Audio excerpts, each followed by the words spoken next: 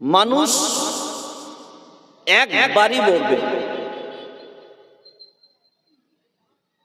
আর সেটা হলো কিয়ামতের পূর্ব লক্ষণ। বাকি সব স্থানান্তরিত হবে। আদম আলাইহিস সালামের পিঠে ছিল, মা হাওয়া আলাইহিস সালামের পেটে এলো। মা হাওয়া আলাইহিস সালাম থেকে আস্তে আস্তে সারা দুনিয়ার সবার পেটে পিঠে পেটে পিঠে পেটে পিঠে আস্তে আস্তে দুনিয়ার পেটে, দুনিয়ার পেট থেকে কবরের গর্ভে, কবরের গর্ভ থেকে আপনার হাসরের মাঠে, সেখান থেকে জান্নাত জাহান্নাম ফাইসাল্লাহ শেষ। এরপরে মানুষের আর মৃত্যু নাই, কিচ্ছু নাই। তো স্থানান্তরিত হওয়া। তো প্রথম আমরা খুব লক্ষ্য করে ভাববো যে সারা দুনিয়ার ভিন্ন ভিন্ন ভাষা হলেও কবরের ভাষা কি হবে? জোরে বলেন। আরবি। মার রাব্বুকা, মা দীনুকা, মান নাবিয়্যুকা। প্রশ্নও হবে আরবিতে, জবাবও হবে। বলেন, সবাই বলেন।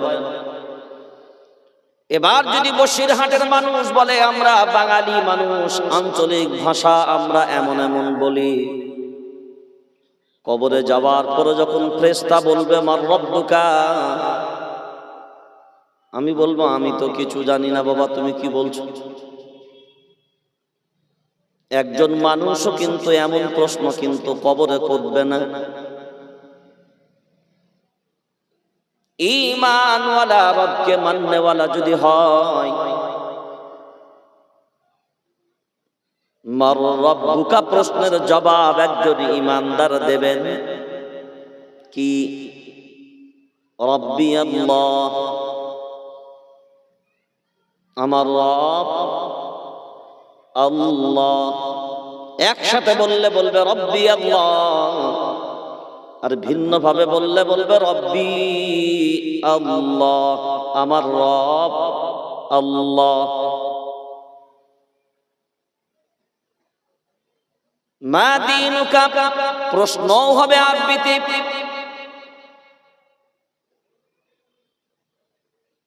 জবাব দেবেন ঈমানদার যারা হবে দ্বীনিয়াল ইসলাম। ভিন্ন ভাবে বললে বলবে দ্বীনি আল ইসলাম। প্রশ্নও হবে মান নাবিয়্যুকা, জবাবও কিন্তু আমরা দেব কি? নবিয়্যুনা মুহাম্মাদুন সাল্লাল্লাহু আলাইহি ওয়াসাল্লাম, আমাদের নবী হলেন মুহাম্মদ সাল্লাল্লাহু আলাইহি ওয়াসাল্লাম। এবার লক্ষ্য করে যদি দেখি, ইন্না আনজালনাহু কুরআনান আরাবিয়্যান লাআল্লাকুম তা'কিলুন। আল্লাহু আকবার বলেন। আল্লাহ কুরআনুল কারীমকে আরবি ভাষায় নাযিল করলেন, মানুষের কঠিনতার জন্য নয়। আল্লাহ কুরআনুল কারীমকে নাযিল করলেন মানুষের সহজতার জন্য। কারণ মায়ার নবী মদিনাওয়ালার ভাষাও ছিল তখন আরবি, আরবীয়দের ভাষাও ছিল তখন আরবি, আর আমার রবের ভাষাও হলো আরবি। আল্লাহর মনোনীত ভাষার নামই হলো, যারা বলেন, আরবি। ওই জন্যই তো নবী বলেন কুরআনুল কারীম যদি কেউ তিলাওয়াত করে, একটা অক্ষরে 10টা নেকি, 2টা অক্ষরে 20টা নেকি। কিন্তু সামনে রমাদানুল মুবারকের মতন গুরুত্বপূর্ণ মাস আসে, ওই মাসে যদি কেউ তিলাওয়াত করে একটা অক্ষরে 70টা নেকি। রমজান মাসে একটা অক্ষরে, জোরে বলেন, 70টা নেকি। এবার বর্তমান সময়ে, কারণ এখন তো মতেরও অভাব নাই, পথেরও অভাব নাই, এখন কিন্তু এক শ্রেণীর মানুষ এখন আমরা শুনতে পাচ্ছি তারা নাকি বলে, দাবি করে, কারণ এখন তো আমরা ফেসবুক আর ইউটিউব এইসব নিয়ে আমরা বেশি ব্যস্ত থাকি। কেউ কেউ নাকি বলছেন শুধু শুধু কোরআন তিলাওয়াত করে কোনো লাভ নাই, কোনো ফায়দা নাই। আমি বললাম যত দিন যাবে আরো যত জিনিস শুনতে পাবে এটাও আমাদের জানা নাই। কারণ কত মত কত পথ এই আমাদের বর্তমান সময়ে আমাদের মাঝখানে চলছে। যে যার মতো করে পারে সে তার মতো করে মশলা দেয়, যে যার মতো করে সে তার মতো করে ফতোয়া দেয়। এই কোরআনুল কারীমকে পর্যন্ত এক শ্রেণীর মানুষ নিজের মতো করে ব্যাখ্যা করা শুরু করেছে, যার কারণে আমাদের সমাজে বিভাজন আর বিভাজন, একে অন্যের সাথে মিল মোহাব্বত নেওয়ার মতন, আপন করার মতন আমাদের বর্তমান সময়ে বড় কঠিন। কারণ আমরা সঙ্গে সঙ্গে তালাশ করে প্রথমে দেখি আমাদের মতের মানুষ কিনা, আমাদের দলের কিনা, আমাদের জামাতের কিনা। এই করে করে আজ আমরা আমাদের সমাজে সব থেকে বেশি পিছিয়ে পড়েছি দিন দিন। এবার লক্ষ্য করে দেখেন, সারা দুনিয়ার মানচিত্রে ভিন্ন ভিন্ন ভাষাও যদি হয়, সবাই যখন নামাজে দাঁড়ায়, যখন কোরআনুল কারীম তিলাওয়াত করবে, একজন ইংরেজ যদি তিলাওয়াত করে অল থ্যাঙ্কস শুরু করে নাকি,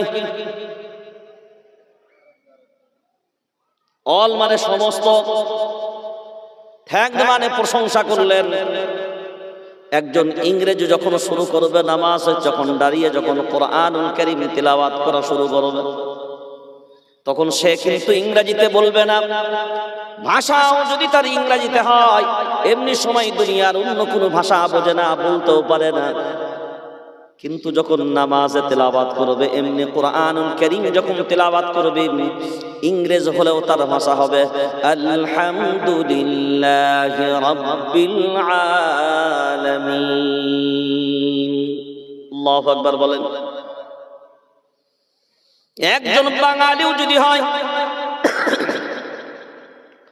তিনিও তিলাওয়াত করবেন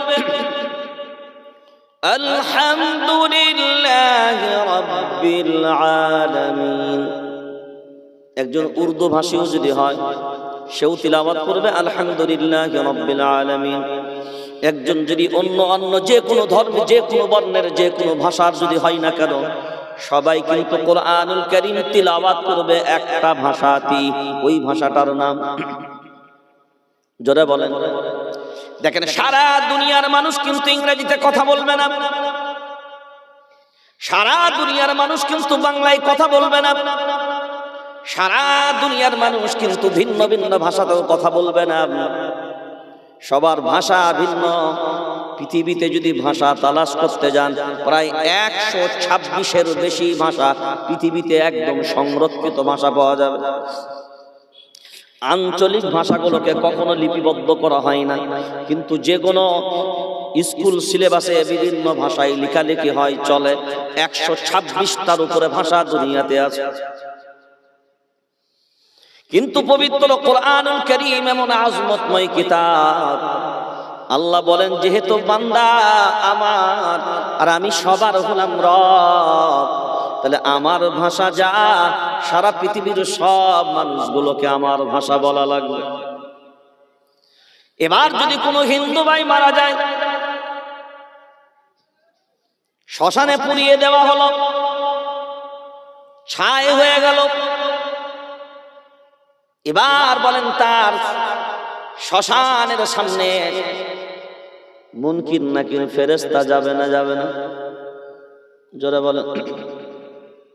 এখন যাবার পরে তিনি তো সংস্কৃতি ছাড়া কিছুই বোঝে না। এখন বলেন তাকে যদি প্রশ্ন করা হয় মার রাব্বুকা, এখন প্রশ্ন যে ভাষায় করা হবে, সে যদি সেই ভাষাটাই না বোঝে, তাহলে তার পক্ষে জবাব দেওয়াটা হ্যাঁ বা না কোনটাই তার পক্ষে সম্ভব? জোরে বলেন, হবে না। কিন্তু লক্ষ্য করে দেখেন, মৃত্যুর পরে হিন্দু ভাইদের ভাষাও কিন্তু হবে কি?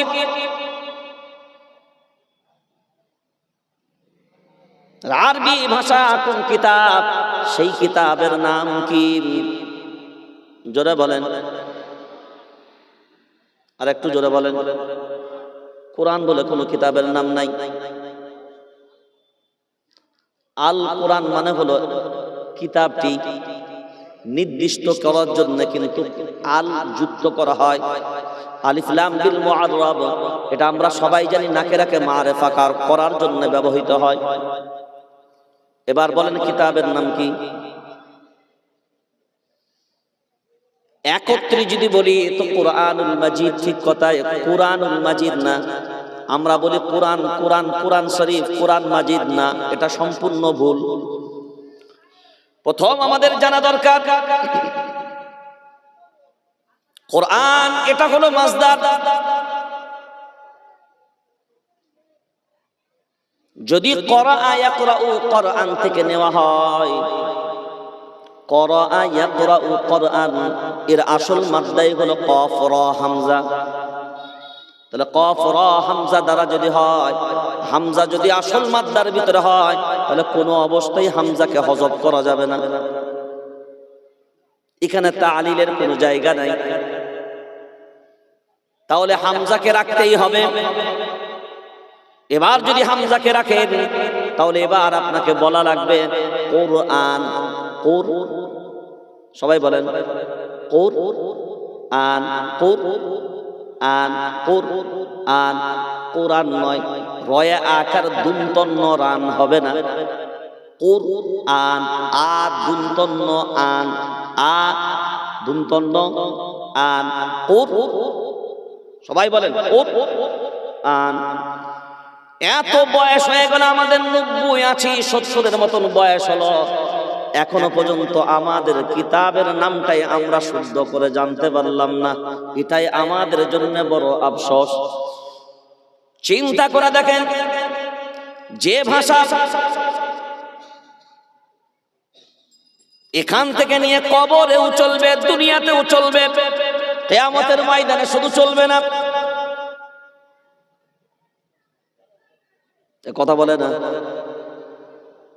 সেখানেও সবাই জোরে বলেন চলবে। তাহলে যে ভাষা দুনিয়াতেও চলবে, কবরেও চলবে, হাসরেও চলবে। এখন বলেন, দুনিয়ার জমিনে আপনি তো ইংরেজি শেখানোর জন্য আপনার বাচ্চাকে নিয়ে পেরেশান আছে। আপনার বাচ্চা ইংরেজিতে কথা বলতে শিখুক, আপনার বাচ্চা ইংরেজ হোক, বিভিন্ন মিশনারিতে দেওয়ার, আপনার বাচ্চা ভালো ইংরেজি বলতে পারে, ভালো বুঝতে পারে, ভালো শিখতে পারে। এই পেরেশানিতে আপনি আছেন, ইংরেজিতে অনার্স করান, বাংলায় অনার্স করান, আরো বিভিন্ন রকমের ভাষায় পিএইচডি করিয়ে দেন। এখন মজার চমৎকার বিষয় হলো, দুনিয়াতে ইংরেজি হোক, বাংলা হোক, মাদ্রাসে হোক, ফার্সি হোক, যা ভাষার পিছনেই ছোটেন না কেন, এই 60-70 বছরের জিন্দেগির জন্য ওই ভাষা সীমাবদ্ধ। একটা ভাষা সারা জীবন 18-20 বছর 30 বছর যে ভাষার উপরে মেহনত করলেন, ওই ভাষা কিন্তু আপনার সাথেও যাবে না। আপনার খবরে গিয়ে ওই ভাষা একবারের জন্য কাজে লাগবে না। আর যে ভাষাটার জন্য একদিনের জন্য ভাবনা চিন্তা করলেন না, একবারও ভালো মন্দ ভাবনা চিন্তা আপনার হৃদয়ের ভিতরে জাগ্রত হলো না, এখন ভেবে দেখো এই ভাষা দুনিয়াতেও প্রয়োজন। এই ভাষা কবরেও যখন যাব তখন চলবে, এই ভাষা কিয়ামতের ময়দানেও চলবে। আল্লাহ সামনে যখন দাঁড়াবে, আল্লাহর সব বান্দা, আলা কুল্লুকুম রাইন ওয়া মাসউলুন আন রাইয়াতিহি, প্রত্যেকটা মানুষই হবে দায়িত্বশীল আর তার দায়িত্ব সম্পর্কে জিজ্ঞাসিত হবে। কোন ফেরেশতারা কিয়ামতের ময়দানে জিজ্ঞাসা করবে না, যা সওয়াল সরাসরি বিচারক বান্দাদের উপরে করবে। আর আমরা যারা দাঁড়িয়ে থাকবো, ওয়ামতাজুল ইয়াউমা আইয়ুহাল মুজরিমুন, ওয়ামতাজুল ইয়াউমা আইয়ুহাল মুজরিমুন, সব দাঁড়িয়ে থাকবো কাল কিয়ামতের দিনে অপরাধীর মতো, সব থাকবে অপরাধীর ন্যায়। আল্লাহর গোলাম, আপনি যদি মনে করেন হাই এডুকেশন জ্ঞান ধারণ করেছি, আমার রবের সামনে যখন দাঁড়াবো তিনি আমাকে সম্মান দিয়ে কথা বলবেন না, রে আল্লাহর গোলাম না। সেই দিনকে আমার রবের নাম আল কাহার, আল জব্বার। যখন প্রয়োজন যখন হবে তখন তিনি হবেন আর রহমান, প্রয়োজন যখন হবে তিনি হবেন আর রহিম। কিন্তু সবার জন্য রহমান না, সবার জন্য রহিম তিনি হবেন না। আল্লাহ সেই দিনকে মনে রাখা দরকার, তিনি সেই দিনকে হবেন বিচারক। কি হবেন? এবার বলেন, কিয়ামতের ময়দানে কোন ভাষা চলবে? জোরে বলেন। আরবি ভাষা। এখন বলেন কবরে কোন ভাষা চলবে? আরবি ভাষা। এখন বলেন দুনিয়াতেও কি চলে না? চলে না? জোরে বলেন। এবার আপনি বলবেন না আমাদের ইন্ডিয়ায় চলে না, তো ঠিক আছে, ইন্ডিয়ার ইমামগণকে বলো নামাজ যখন শুরু করবেন সূরা ফাতিহা যেন কেউ আরবিতে না পড়ে। আমরা বাঙালি মানুষ যেন বাংলাতে শুরু করে দেয়। আল্লাহু আকবার, তা আল্লাহু আকবার বলার দরকার নাই, আল্লাহ সবথেকে বড়। শুরু করছি আল্লাহর নামে, যিনি পরম দয়ালু, চরম করুণাময়। সমস্ত প্রশংসা তোমারই, যিনি সমগ্র জগতের মালিক। এখন যদি ইমাম সাহেব এইভাবে শুরু করে তো পিছনের মুসল্লি তো সন্তুষ্ট বেশি হবে, যে এতদিন পর একটা অরিজিনাল আমাদের ইমাম পেয়েছে, যে আমাদের মাতৃভাষায় আজকে আমাদের নামাজ চালু করেছে। কথা বলেন, চলবে না? এমন যদি হিন্দি ভাষীও হয় তার সামনেও চলবে না। সারা দুনিয়ার জমিনে মনে রেখে দেবেন একটা জিনিস, শুধু মুসলমানদের নির্দিষ্টভাবে দেশ আছে 57টা মুসলমান দেশ। কয়টা বললাম? 57টা মুসলিম দেশ। কিন্তু সারা পৃথিবীর মানচিত্রে 57টা মুসলিম দেশ হবার পরে সারা পৃথিবীতে যত দেশ আছে আল্লাহর গোলাম, এই যত দেশ আছে একটা দেশ পৃথিবীতে এমন নেই যে দেশের মাটিতে কোনো মুসলমান খুঁজে পাওয়া যাবে না। এবার যে দেশের মাটিতেই মুসলমান আছে সে যদি নামাজ পড়ে, সেই দেশের ভাষা যাই হোক না কেন, সে যখন নামাজ পড়বে তার নামাজের শুরুয়াতেও কিন্তু তার ভাষা হবে না, সেই ভাষাটাও, জোরে বলেন, আরবি হবে। আল্লাহু আকবার। বাঙালি হলেও আল্লাহু আকবার, ইংরেজ হলেও আল্লাহু আকবার, যেই হোক না কেন আল্লাহু আকবার। আর শুরুয়াত বিসমিল্লাহির রহমানির রহিম, আলহামদুলিল্লাহি রাব্বিল আলামিন। এবার আপনারা বিবেচনা করে, ভাবনা চিন্তা করে আপনারাই নিজেরা সিলেকশন করবেন, দুনিয়ায় বেঁচে থাকতে থাকতে কোন ভাষার প্রতি বেশি মেহনত করা দরকার। সবাই জোরে বলেন, জোরে। কোন ভাষা? এখন আমাদের কি সেই মেহনতটা আছে? আমরা কি সেই আরবি ভাষার মান আমাদের কাছে আছে? যদি সেই মান আমাদের মাঝখানে থাকতো তাহলে আমাদের জীবনের ভিতরে লক্ষ্য করলে দেখা যাবে যে আমাদের আম পাবলিকের মাঝখানেও, আম সাধারণ মুসলমানের মাঝখানে কয়টা মানুষ আছে যারা কোরআন তিলাওয়াত করতে পারে?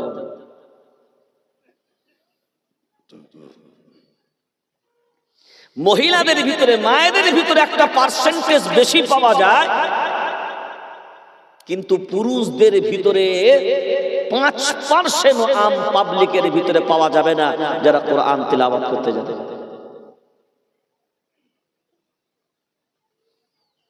এবার বলেন, যদি তার এই সম্মান মর্যাদা মনে হতো যে আমার কবরের ভাষা তো আরবি, আমার রবের ভাষা তো আরবি, কিয়ামতের ময়দানের ভাষা তো আরবি, আমার নামাজের ভাষা তো আরবি।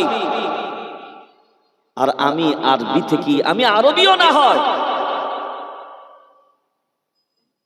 তারপরেও আমি এর প্রতি যত্নবান না।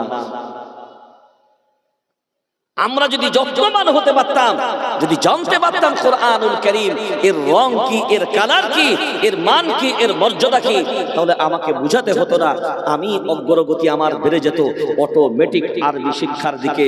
যার কারণে আজকে আমাদের বর্তমান সময়ে আমরা জানি যে কোরআন তিলাওয়াত করলে আল্লাহর রহমত নাজিল হয়, শয়তান বেরিয়ে যায়, শয়তান সরে যায়।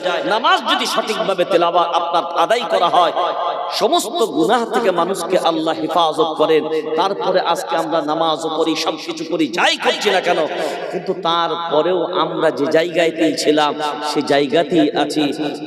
মুরব্বী পু পু করে 10 টান বিড়ি মেরে দেবে মসজিদে ঢোকার আগে, বিড়ি নিয়ে, কারণ মসজিদে ঢুকবার খেতে পারবে না, বাস দিয়ে টান নিয়ে এবার মুরব্বী উজু করে মুখ দিয়ে মসজিদে গেল। ওর পাশে যে দাঁড়িয়েছে সেও দেখছে টাটকা মেরেছে মুরব্বী। এখন চিন্তা করেন, পাশের মুসল্লি যদি ও বিড়ির গন্ধ পায় নামাজে দাঁড়িয়ে, সেখানেই রাগ করছে। এখন চিন্তা করেন ওই ফেরেশতা এসে ওকে কি দেবে?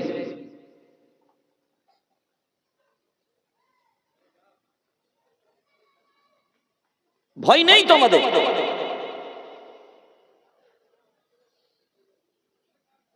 তাহলে সারা দুনিয়ার সব যে প্রান্তেই যান, যেখানেই যান, যে স্থানে যান, আরবি চলবে না চলবে না? জোরে বলেন।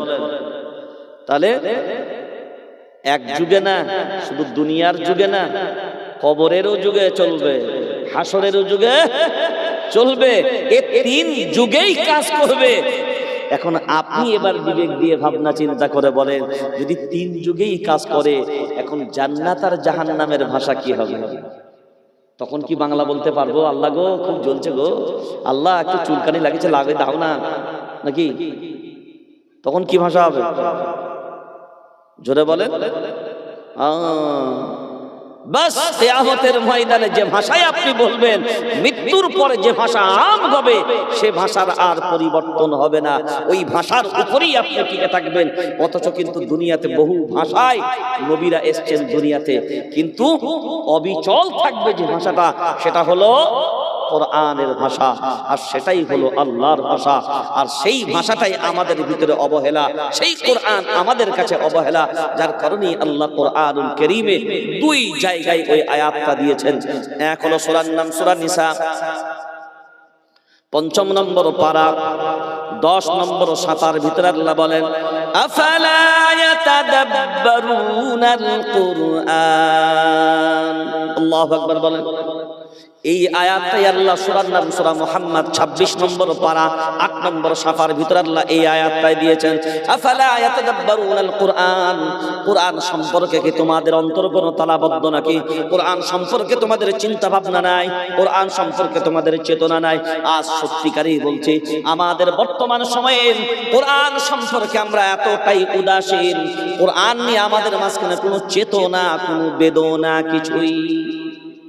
আজ কোরআন জানি না, কোরআন বুঝি না, কোরআন শিখেও নাই, তিলাওয়াতও করি না, তিলাওয়াত করতেও জানি না, বেঁচে আছি কোনোদিন মনের ভিতরেও জাগ্রত হয় না যে আমার কবরের ভাষা হবে আরবি, আমার কিয়ামতের ময়দানের ভাষা হবে আরবি, আমার আল্লাহর ভাষা হলো আরবি। ওই ভাষার প্রতি আমার যে আন্তরিকতা দরকার ছিল, যে মায়া মোহাব্বত দরকার ছিল, যে মেহনতের দরকার ছিল, আজকে আমরা দুনিয়ার সব বিষয়ের উপরে মেহনত করি, কিন্তু আজও পর্যন্ত কোনোদিন ভাবনা চিন্তা করিনি যে আমার আল্লাহর ভাষা আমার আয়াতের ভিতরে কিভাবে আসবে। এর চর্চা যদি আমাদের সমাজে থাকতো, তাহলে আজকে কোরআনুল কারীমকে আমরা শুধু কোরআন বলতে পারতাম না। এতক্ষণ পর্যন্ত শুধু কোরআনুল কারীমের নামটা শুধু আপনাকে বর্ণনা করলাম। একটা দিক বললাম কোরআন, করাআ ইয়াকরাউ কোরআন।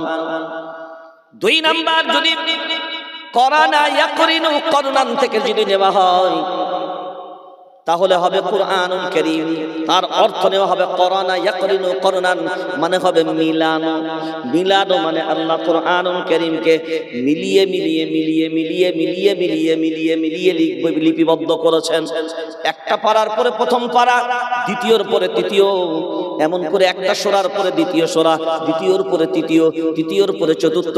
আবার আল্লাহ জাহান্নামের কথাও যেমন বলেছেন, জান্নাতের কথাও বলেছেন। আল্লাহ হারামের কথা যেমন বলেছেন, আবার হালালের কথাও তেমন বলেছেন। আল্লাহ বেঈমানের কথা যেমন বলেছেন, আল্লাহ ঈমানের কথা তেমন বলেছেন। সাজিয়ে সাজিয়ে প্রত্যেকটার আল্লাহ গোটা কুরআনুল কারীমটাকে এত সুন্দরভাবে আল্লাহ গঠনমূলকভাবে সাজিয়েছেন। এরপরেও লক্ষ্য করে দেখেন,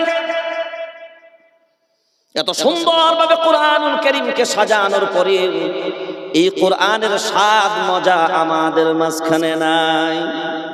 এবার আসেন, একটা পাঠ হলো শুধু কোরআনুল কারীমের নাম। কারণ যেহেতু জলসা মাদ্রাসা, প্রথমে কোরআনটাই আমাদের বোঝা দরকার। আমি এর আর বিস্তারিত তাফসীর না, এই একটাই শব্দ কোরআন, ব্যাস এটাই আজকের আলোচনার পটভূমি আপনাদের মাঝখানে। আমি ভূমিকা ছাড়াই শুরু করেছিলাম। আজকের জলসার স্বনামধন্য সভাপতি, আমন্ত্রিত অতিথি, বিশেষ অতিথি উলামায়ে কেরাম, সামনে আগত সমস্ত বুদ্ধিজীবী জ্ঞানী গুণী যারাই আছেন, সকলকে আন্তরিক শুভেচ্ছা, মোবারকবাদ, অনেক অনেক অভিনন্দন। চলেন ওইদিকার সময় নষ্ট না করে, সময় কম, কথা একটু বেশি বলা লাগবে। আমি যে হাতে কিতাবটা দিয়েছি, তাহলে আপনারা এই কিতাবের নাম বললেন। কিতাবের নাম কি? সেই একই হলো এতক্ষণ নিজে ঘষে কোরআন। সবাই বলেন কোরআন, কোরআন। এরপর যদি একত্রে বলেন, একসাথে বলেন কোরআনুল কারীম, কোরআনুল হাকীম, কোরআনুল ফুরকান, কোরআন। এরপরে কোরআনুল যাই লাগান আলাদা জিনিস, কিন্তু কোরআনুল যেন না হয়, কোরআন যেন না হয়, কোরআন। আমাদের মহিলারা দেখবেন বলে আনসে পারা।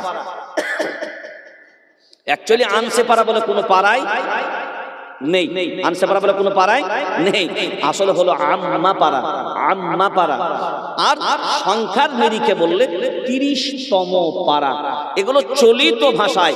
আমার গবেষণা বলছে, দেখবেন আমাদের মহিলারাও বলে 100 পারা, 200 পারা, 300 পারা। এটা প্রচলিত, প্রথাগত। আজকের আমাদের মুরব্বীরা যারা পিছনে আছেন, দেখবেন আমাদের আজ থেকে বেশ কিছুদিন পিছনে যদি আমরা চলে যাই, আমাদের দাড়ি পাল্লা ছিল না, ওজন ছিল না। আমাদের চাল ওজন হতো সের। মুরব্বীরা ভালো বলতে পারবেন আমাদের থেকে। ওই যে সের, সেরেতে ওজন হতো, যার কারণে ওই সের থেকে 1 সের, ওরকম করতো 1 সের। হ্যাঁ, তাহলে 1 পারা হবে না, 100 পারা। ওই সেরটার সেটাকে লাগিয়ে ওই 100 পারা, 200 পারা, 300 পারা, 400 পারা, এইটা তৎকালীন সময়ে মুরব্বী নানি দাদিরা বলতো। আর আমাদের বেশিরভাগ মহিলাদের কোরআন শিক্ষা হলো ওই নানি দাদি, চাচি, ভাবি, এদের কাছে। ওরা যেমন শিখেছে এরাও তেমন শিখে, ওরা যেমন বুঝিয়েছে এরাও তেমন বুঝে। যার আগাও নাই, যার গোড়াও নাই, যার মাথাও নাই, যার মুন্ডু নাই, কোথায় কাকে বসায় আর কোথায় কাকে লাগায় এর কিচ্ছু বোঝে না। এই মনে করে শুধু এ মাথা থেকে ধরে মাঝখানে যে যেখানে পারবি, যেখানে ইচ্ছা ততটা টান মারবি, আর সুরটা যেন ঠিক ঠিক কম্বিনেশনটা দিয়ে বাস 2-4 খতম চালিয়ে দিবি, হয়ে গেল। মনে রেখে দেওয়া দরকার, ভাষাটা আল্লাহ। কি বললাম? এইটা অস্বীকার করবেন না, আর এটা ভুলে যাবেন না। ভাষাটা সবাই বলেন আল্লাহ। আর আল্লাহর ভাষার ভিতরে কোনো ব্যঙ্গ হবে না। আল্লাহর ভাষা আল্লাহর ভাষার মতোই হয়। আপনি যদি বলেন ব্যঙ্গর কথাটা কেন বললেন, দেখেন সব জায়গায় সব কথা বলা কি যায় না। একটা ছোট্ট উদাহরণ দিচ্ছি আপনাকে বোঝার জন্য। ট্রেনে একজন মানুষ উঠেছে, তো ট্রেনে একজন মানুষ উঠে, এই যেমন হাতে ঘড়ি আছে আমার, তো একজন সামনের, দেখেন ট্রেনের যা সিট থাকে না, 3টে এদিকে 3টে ওদিকে রিজার্ভেশন সিট, তো ওদিকে বসে আছে, এদিকে বসে আছে। তো ওই দিকের বসে একজন ব্যক্তি আমার হাতে ঘড়ি আছে বলে আমাকে জিজ্ঞাসা করছে, মানে ইশারায় জিজ্ঞেস করছে। কিসে জিজ্ঞেস করছে? জোরে বলে। তো ইশারায় জিজ্ঞেস করছে, তো একে বারবার জিজ্ঞাসা করে, এ খালি ঘড়িটা দেখে কিন্তু টাইমটা বলে না। ঘড়িটা দেখে এমন বলে, যদি আপনার সামনেও হতো, আপনি কাউকে জিজ্ঞাসা করছেন ভাই টাইমটা কত, এবার আপনি যদি খালি বার দেখেন ঘড়িটা দেখছে কিন্তু যন্ত্র টাইমটা বলছে না, এখন আপনি ভালো মানুষ হলো কি হবে? রেগে যাবেন না? এটা আশ্চর্য মানুষ। বেটা ঘড়িটা দেখছে, ঘড়িটা চলছেও ঠিক, কিন্তু বেটা খালি তাকাচ্ছে আর বলছে না। তো ওই লোকটা রেগে ধিৎকারে বেচারা পরে স্টপেজে নেমে গেল। এখন স্টপেজে নেমে যাবার পরে এখন পাশের যে লোকগুলো ছিল তারাও কিন্তু ক্ষিপ্ত, যে এই লোকটা তো আশ্চর্য লোক, বেটাকে এতবার করে জিজ্ঞাসা করলো, টাইমটা বললো না। তো এবার পাশের লোক যখন ওই যে ব্যক্তি জিজ্ঞাসা করছিল সে নেমে যাবার পরে এবার পাশের ব্যক্তি বলছে, ভাই এটা কথা জিজ্ঞাসা করবো? বলছে, ভাই তোমাকে যে এতক্ষণ ধরে ওই ব্যক্তিটা জিজ্ঞাসা করলো যে টাইমটা কটা বাজে, তো তুমি বললে না কেন? তখন এ বলছে, ঘড়ির টাইমটা বলে কে মার খাবে? আপনারা বলেন কি বুঝলেন?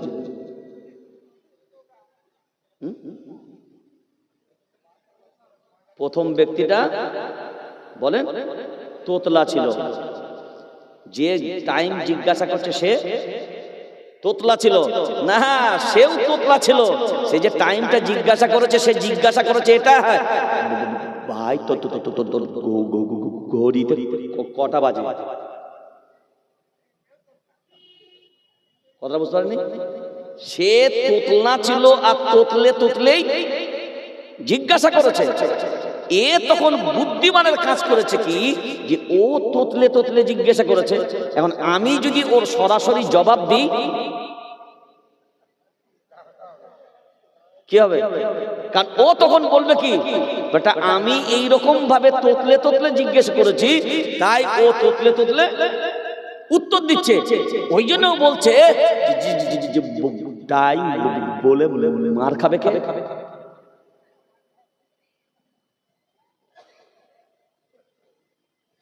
এবার মনে রাখবেন এই জায়গাটা, কোরআনুল কারীম যদি আল্লাহর ভাষা হয়, সবাই আমরা বিশ্বাস করি এটা আল্লাহর ভাষা।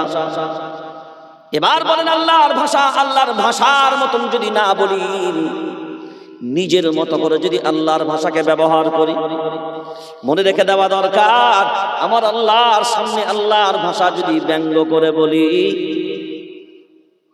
যেমন ওই ব্যক্তির সামনে যদি বললে ওই ব্যক্তির রাগ হয়, আল্লাহর মনে এইরকমই আঘাত আসবে। আমি আল্লাহ বলেছি এমন, আমার বান্দা আমার সামনে ব্যঙ্গ করে বলছে এমন। কারণ আল্লাহর ভাষা একমাত্র ঈমানদার নয়, দুনিয়ার বেঈমানরাই যারা হবেন আল্লাহর কোরআনকে ব্যঙ্গচিত্রের মতো দুনিয়ার জমিনে ব্যবহার করবে। এবার আমাদের সমাজে এই কোরআন নিয়ে মাজা ঘষা নেই, কোরআন নিয়ে চেতনা নেই, কোরআন নিয়ে ভাবনা চিন্তা নাই। মনে রেখে দিতে হবে আমাদের মাঝখানে খুব সূক্ষ্ম বাংলা ভাষাতেও দেখবেন, লক্ষ্য করে দন্ত স, তালবস্য, পেট কাটা মূর্ধন্য স, তিনটে স আছে না? আছে না নাই? এখন বলেন যদি আপনাকে চাষি বানান করতে দেওয়া হয় তো দন্ত স দিয়ে তালবস্য দিয়ে লিখবেন, জোরে বলেন কেন? তালবস্য দিয়ে লিখলে আপনার ক্ষতিটা কি হবে? দন্ত স দিয়ে লিখলে আপনার ক্ষতিটা কি হবে? এবার আপনি বলবেন বানানে ভুল হবে, তালবস্য দিয়েও হবে সি, দন্ত স দিয়েও সি, পেট কাটা মূর্ধন্য স দিয়েও হবে, জোরে বলেন সি। এখন তিনটেতেই তো সি হবে, কিন্তু তিনটে অক্ষর দিয়ে যদি শি হয়, এই তিনটে অক্ষর আলাদা আলাদা করে দিবার কি দরকার ছিল? প্রথম আমি প্রশ্ন করব।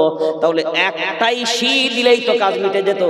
এখন তিনটে শি তিন জায়গায় ব্যবহার করলে যদি শুদ্ধ বানান হয়, আরবিতেও আল্লাহ দিয়েছেন 29টা অক্ষরের ভিতরেও আল্লাহ দিয়েছেন সিন, আল্লাহ দিয়েছেন শিন, আল্লাহ দিয়েছেন সদ, আল্লাহ দিয়েছেন সা। আছে না নাই? এবার আপনি বলেন সব অক্ষর যেমন ভিন্ন ভিন্ন, এইগুলোকে যদি আপনি আপনার মতো করে এক করে ব্যবহার করেন, শুধু বানানে ভুল হবে তা নয়, অর্থেও ভুল হবে। আর অর্থে ভুল হবে এটা কোনো নরমাল ব্যাপার বলেন যদি মনে ভাবেন, না না, আল্লাহর কিতাবে যখন অর্থের পরিবর্তন ঘটবে তখন মনে রেখে দিবেন আল্লাহ কুরআনুল কারীমের মাধ্যমে জানিয়ে দিয়েছেন, তানজিলুম মির রাব্বিল আলামিন ওয়ালাউ তাকাওয়ালা আলাইনা বা'দাল আকাবিল লাআখাযনা মিনহু বিল ইয়ামিন সুম্মা লাকাতা'না মিনহুল ওয়াতিন। আল্লাহু আকবার বলেন। কত সুন্দরভাবে আল্লাহ এই কিতাবের সচ্ছলতার জন্য, শুদ্ধতার জন্য, দুনিয়ার মানুষ যেন জীবনে কোনোদিন দাবি করতে না পারে এই কিতাবের ভিতরে কোনো সংশোধন, কোনো সংযোজন, কোনো বিয়োজন এই কিতাবের ভিতরে করা হয়েছে, না না, এই কিতাব কারণ না, তানজিলুম মির রাব্বিল আলামিন। এখানে রব্বিল আলামিন কেন বললেন? মজার জিনিস হলো এখানে আল্লাহ যদি শুধু বলে দিতেন তানজিলুম, তানজিল আমি আল্লাহ নাজিল করেছি, তানজিলুল্লাহ আমি আল্লাহ নাজিল করেছি, তাহলে তো অর্থ চলে আসতো। রব্বিল আলামিন যুক্ত করলেন কেন? আলহামদুলিল্লাহ রব্বিল আলামিন যেমন বললেন, এখানেও তানজিলুম মির রব্বিল আলামিন কেন বললেন? এইটা হলো সবথেকে মজার জিনিস। আমরা সবাই কম বেশি জানি, যারা আরবি সম্পর্কে জ্ঞাত, যারা কোরআন সম্পর্কে বুঝি, আর হরফে ইস্তিগরাকি সমস্ত হামদ প্রশংসা লিল্লাহ, এই লিল্লাহ লিল্লাহ এর পিছনেও কিন্তু যেহেতু লি এই হারফে জার ব্যবহার হয়েছে, এর পিছনে কিন্তু একটা জিনিস গোপন আছে, একটা শব্দ গোপন আছে, যেটা আমি যখন আলহামদুলিল্লাহ রাব্বিল আলামিন পড়ি ওটাকে দেখতে পাওয়া যায় না, ওটা মাহজুব থাকে।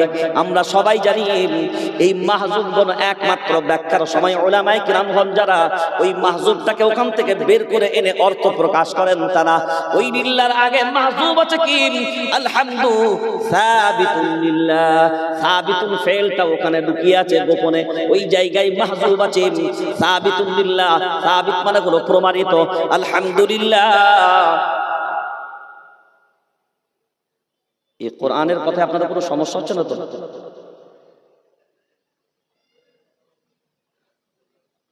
না, অনেকে তো আবার কোরআন সম্পর্কে, কারণ আমি শুধু শিক্ষার প্রতিষ্ঠান, দিনের প্রতিষ্ঠান, যেহেতু মাদ্রাসা আছে এটা তো কোরআনের উপরই, যার কারণে এই দিকগুলো কেউ আলোচনা সাধারণত আমি খুব একটা দেখতেও পাই না, শুনতেও পাই না, যার কারণে যে ভুল সিদ্ধান্তগুলো আমাদের হয় সেই অ্যাঙ্গেলটাকে ফলো করি, আমি চিন্তা ভাবনা করে এই টপিকটাকেই বেছে নিলাম যে অন্তত এই দিকটা মানুষের সামনে আসা দরকার। আর আমি বেশিরভাগ ক্ষেত্রে কোরআনুল কারীমের যে তাফসীরগুলো করি বেশিরভাগ কিন্তু আয়াতগুলো গবেষণা করি, এটা হচ্ছে আমার নীতি। আমি আয়াতগুলো তাহকিক করি, তার একটাই কারণ হলো এটা বললেন কেন, এটা কেন বললেন, এটা না বলে এটা বললেও তো চলে যেত, এটা কেন বললেন, এটা কেন বললেন, এটা কেন ব্যক্ত করলেন। সমস্ত প্রশংসার ক্ষেত্রে নাহলে বুঝতে পারলাম সমস্ত প্রশংসা আল্লাহর, প্রমাণিত লিল্লাহ মানে আল্লাহর জন্য প্রমাণিত। রব্বিল আলামিন এখানেও বললেন রব্বিল আলামিন, আর ওখানেও বলছে তানজিলুম মির রাব্বিল আলামিন। এখন মনে রাখবেন ওখানে তো আল্লাহ শুধুমাত্র মুসলমানদের জন্য বলে দিতে পারতেন, যদি আল্লাহ বলতেন তানজিলুম মির রাব্বিল মুসলিমিন, আল্লাহ বললে তো অর্থ হয়ে যাবে। রব্বিল আলামিন এই জন্যই ব্যবহার করলেন। আলামিন মানে কি? আমরা এতদিন যাবত কি শুনে আসছি আলামিন মানে কি?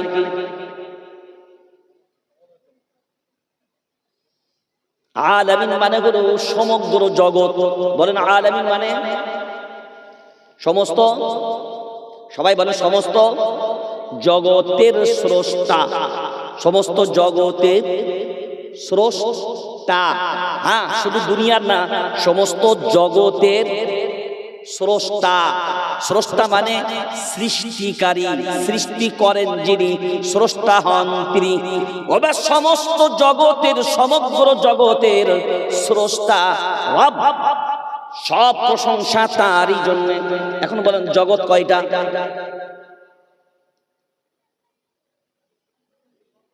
এতদিন যাবত তো শুনেছেন না শোনার নাই কিছু? জগৎ কয়টা? কয়টা? জগৎ হলো অনেক জগৎ। বর্ণনায় কেউ বলছে 40টার মতন জগৎ, কেউ বলছে না না 80টার মতন জগৎ খুঁজে পাওয়া যায়। এখন যদি মিনিমাম 40টা জগৎ ধরি, এখন চিন্তা করেন আল্লাহ কিন্তু একটা জগতের তিনি রব না।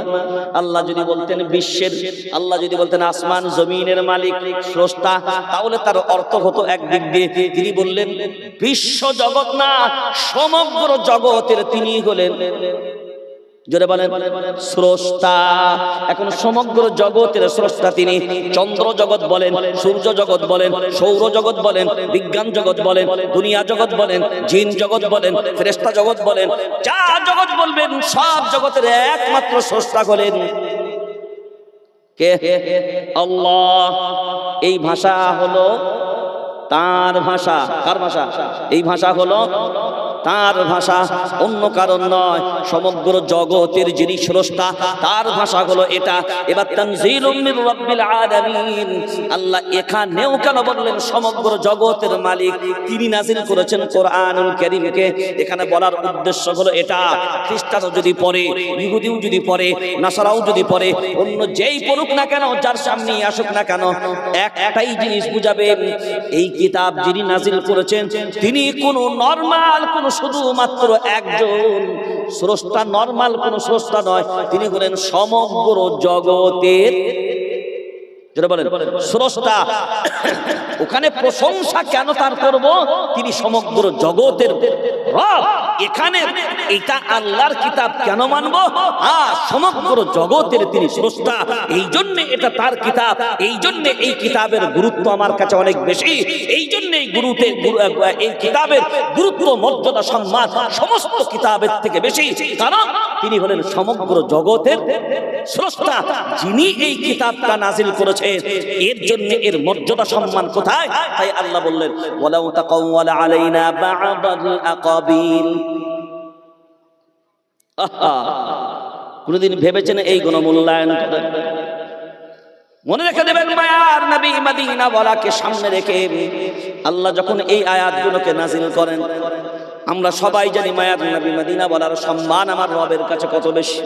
শুধু আমার রবের কাছে বেশি না, আসমান জমিনের সবার কাছে মায়ার নবী মদিনা ওয়ালার মর্যাদা সবথেকে বেশি।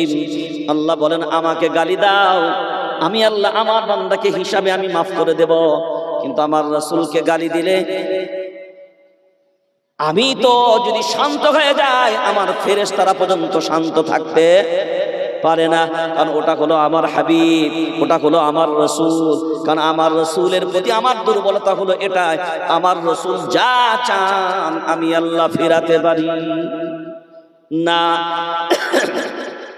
আমার রাসূলের সম্মানের জন্য, ওই জন্য আল্লাহ তার সম্মান এত বেশি। আল্লাহ কোরআনুল কারীমে একটা আয়াত দ্বারা আল্লাহ প্রমাণ করে দিয়েছেন আমার রাসূলের মর্যাদা কেমন বেশি।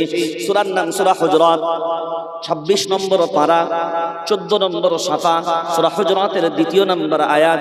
ইয়া আইয়ুহাল্লাযীনা আমানু লা তারফাউ আসওয়াতাকুম ফাওকা সাওতিন নবী ولا تجهروا له بالقول كجهر بعضكم لبعض أن تحبط أعمالكم وأنتم لا تشعرون। الله أكبر বলেন। যে রাসূলকে আমরা পেলাম তার মর্যাদা তার শান আমাদের কাছে নাই। আমরা কোনোদিন উপলব্ধি করি না কোন নবীকে আল্লাহ আমাদের জন্য দিয়েছেন, কোন নবীর আমরা উম্মত হতে পেরেছি, কোন নবীকে আমরা আমাদের কিয়ামতের ময়দানে শাফাআতকারী হিসাবে পাবো, কোন মায়ার নবী মদিনাওয়ালা আমাদের জন্য কান্ডারি হয়ে দোয়া করবেন, কোন মায়ার নবী মদিনাওয়ালা আমাদের জন্য 24 ঘন্টা কাঁদেন, আমাদের জন্য সব সময় ফিকির করেছেন, আমাদের জন্য কিয়ামতের ময়দানেও ফিকির করবেন। কারণ সব দুনিয়ার যত নবী কিয়ামতের ময়দানে উদিত হবেন, সব নবীদের কিয়ামতের ময়দানে ভাষা হবেন ইয়া নফসি ইয়া নফসি ইয়া নফসি ইয়া নফসি। একমাত্র মায়ার নবী মদিনাওয়ালা কিয়ামতের ময়দানে ইয়া নফসি ইয়া নফসি, আমার কি হবে আমার কি হবে এ ভাবনা নাই। মায়ার নবী মদিনাওয়ালার ভাষা কিয়ামতের ময়দানে হবে রব্বি হাবলি উম্মতি উম্মতি। আল্লাহু আকবার বলেন। সেই নবীর শান আমরা কোনোদিন বুঝতে পারিনি, সেই নবীর মান আমরা কোনোদিন বুঝতে পারিনি, সেই নবীর মর্যাদা আমরা কোনোদিন বুঝতে পারিনি। মায়ার নবী মদিনাওয়ালা কুরআনুল কারীম যখন তেলাওয়াত করতেন, ওরে পৃথিবীর তাবর তাবর বেঈমানগুলো পর্যন্ত রাত্রির বেলায় মায়ার নবী মদিনাওয়ালার কুরআন শুনতে শুনতে মোহিত হয়ে যেত।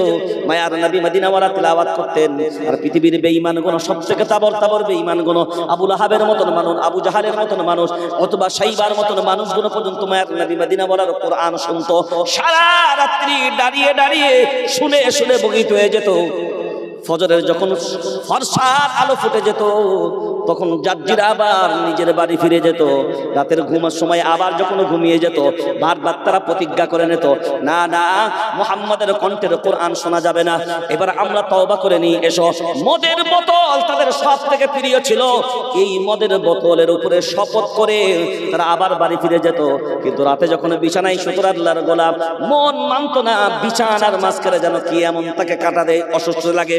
না না ওঠ ওঠ, যতক্ষণ পর্যন্ত মুহাম্মাদের কণ্ঠে কোরআন না শুনবি ততক্ষণ পর্যন্ত তোদের ঘুম আসবে না, তোদের চ্যান, তোদের সুকুন, তোদের মিজাজ পরিবর্তন হবে না।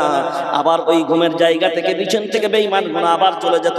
এখন বিবেক দিয়ে ভাবনা চিন্তা করে দেখে কোরআন শোনার মুহাব্বত তাদের কত ছিল। বেঈমানগুলো পর্যন্ত বিছানা ছেড়ে মায়ার নবীর মদিনাওয়ালা হুজরার সামনে কোরআন শোনার জন্য দাঁড়িয়ে যেত। আজ আমরা মুসলমান, রাগ করার কোনো জায়গা নাই। একবার ভাবনা চিন্তা করে দেখেন, এখানে যতগুলো মানুষ বসে আছে, কয়েকজন মুরব্বী, কয়েকজন যুবক ছাড়া বাকি লোকগুলো কোথায়? এই গ্রামে বুঝি এই কটাই মানুষ।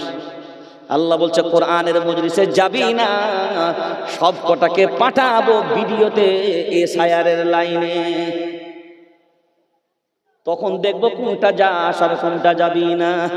14 তারিখটা পেরুতে দেয়, তারপরে দেখবো লাইন কোথায় লাগাস। এমনি এমনি হয়নি। কোরআনের সম্মান আমার কাছে নেই, কোরআনের মর্যাদা আমার কাছে নেই। আমার আল্লাহর মর্যাদাই যদি আমার কাছে না থাকে, কারণ আল্লাহ একটা কথাই স্পষ্ট করে দিয়েছে, যালিকা বিআন্নাল্লাহা মাওলাল্লাযীনা আমানু। আল্লাহু আকবার বলেন। এই কথাটা আল্লাহ তাদের জন্যই বলেছেন, ঈমানওয়ালা যারা, তাদের অভিভাবক আমি আল্লাহ। সুবহানাল্লাহ তো বলেন। কাদের অভিভাবক? আল্লাহ। বসিরহাটে? তবে জোরে বলেন। ঈমানওয়ালাদের অভিভাবক আল্লাহ। আর মনে রাখবেন, আপনার পরিবারের যা টেনশন, আপনার পরিবারের যা বিপদ আপদ, এ টেনশন কে নেয়? গার্জেন না আপনি? যে অভিভাবক হয় সব টেনশন তার হয়, যে গার্জেন হয় সব চিন্তা তার হয়, সব পরেশানি তার হয়। আল্লাহ বলেন ঈমানওয়ালাদের অভিভাবক আমি আল্লাহ। তো ঈমানওয়ালাদের অভিভাবক যদি আল্লাহ হন, ভারতবর্ষের এই চিত্রটা কি আল্লাহর সামনে নাই? এনআরসি হচ্ছে, এটা কি আল্লাহ জানে না? সিএএ অ্যাক্টের চক্রান্ত চলছে, এটা কি আল্লাহ জানে না? এসআইআরের নামে মুসলমানদের উপর চক্রান্ত চলছে, এটা কি আল্লাহ জানে না? তো আল্লাহ যে বললেন ঈমানওয়ালাদের অভিভাবক আমি, আমার বাড়ির ছেলের পেরেশানিতে আমি গার্জেন টেনশনে আছি, তাহলে আল্লাহ কি টেনশনে নাই? আল্লাহ ঈমানওয়ালাদের জন্য টেনশন নেবে। আপনার আল্লাহকে তো টেনশন নিতে হবে না, ঈমানওয়ালাদের জন্য আল্লাহ ভাবনা চিন্তা করবে। এই নামধারীদের জন্য। জোরে বলেন, জোরে বলেন। আল্লাহ কোরআনুল কারীম সূরার নাম সূরা আল ইমরান ৪র্থ নম্বর পারা ৬ নম্বর সাফার ভিতরে আল্লাহ বলেন, ওয়ালা তাহিনু ওয়ালা তাহজানু ওয়া আনতুমুল আ'লাউনা ইন কুনতুম মুমিনিন। এ কথা কার? জোরে বলেন। আল্লাহর এ কথা। আল্লাহ টেনশন কাদের নাই? জোরে বলেন না, টেনশন কাদের নাই? মুমিন হবে যারা টেনশন নেবে না। জোরে বলেন। এখানে যতজন মানুষ বসে আছেন বিবেক দিয়ে ভাবনা চিন্তা করে বলেন তো, যেগুলোর এসআইআর এর ডাক করেছিল সবাই নিশ্চিন্তে বসে আছে?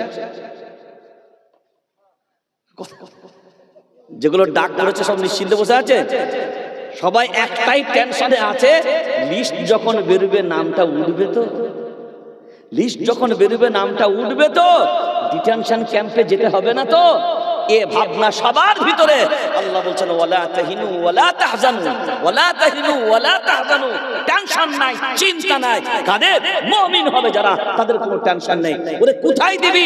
যেখানেই দিবি, যেখানেই দিবি। এই যে আমার ঘড়িটা, এটা কি ঘড়ি? তো আপনারা কি বলেন? ঘড়ি বলেন না? এখন বলেন এ টাইম দিচ্ছে না? এখন বাজে 9টা 10টা 16 প্রায়। এ টাইম দিচ্ছে তো? এখন বলেন এটা আমার হাতে আছে, টাইম দেবে না দেবে না? জোরে বলেন তাড়াতাড়ি। টাইম দেবে। আচ্ছা, এটা যদি আপনার হাতে ঘড়িটা দিই তখন কি ঘড়ি থাকবে না অন্য কিছু? ঘড়ি থাকবে। এটা যদি বাংলাদেশে পাঠিয়ে দিই, এটা যদি পাকিস্তানে চলে যায়, জোরে বলেন, এটা যদি বর্ডারে থাকে, এবার যদি বিএসএফ জওয়ান ঘড়িটাকে অ্যারেস্ট করে, এবার যদি ঘড়িটাকে দিয়ে কারাগারে বন্দী করে দেয়, তখন এটা কি? জোরে বলেন তাড়াতাড়ি। হ্যাঁ, এই জন্য আপনাকে বলাচ্ছি, আপনি বুঝতে পারবেন সহজ কথাটা আমি কি বলতে যাচ্ছি। এবার বলেন এটা যদি কোনো বেশ্যাখানায় চলে দেওয়া হয়,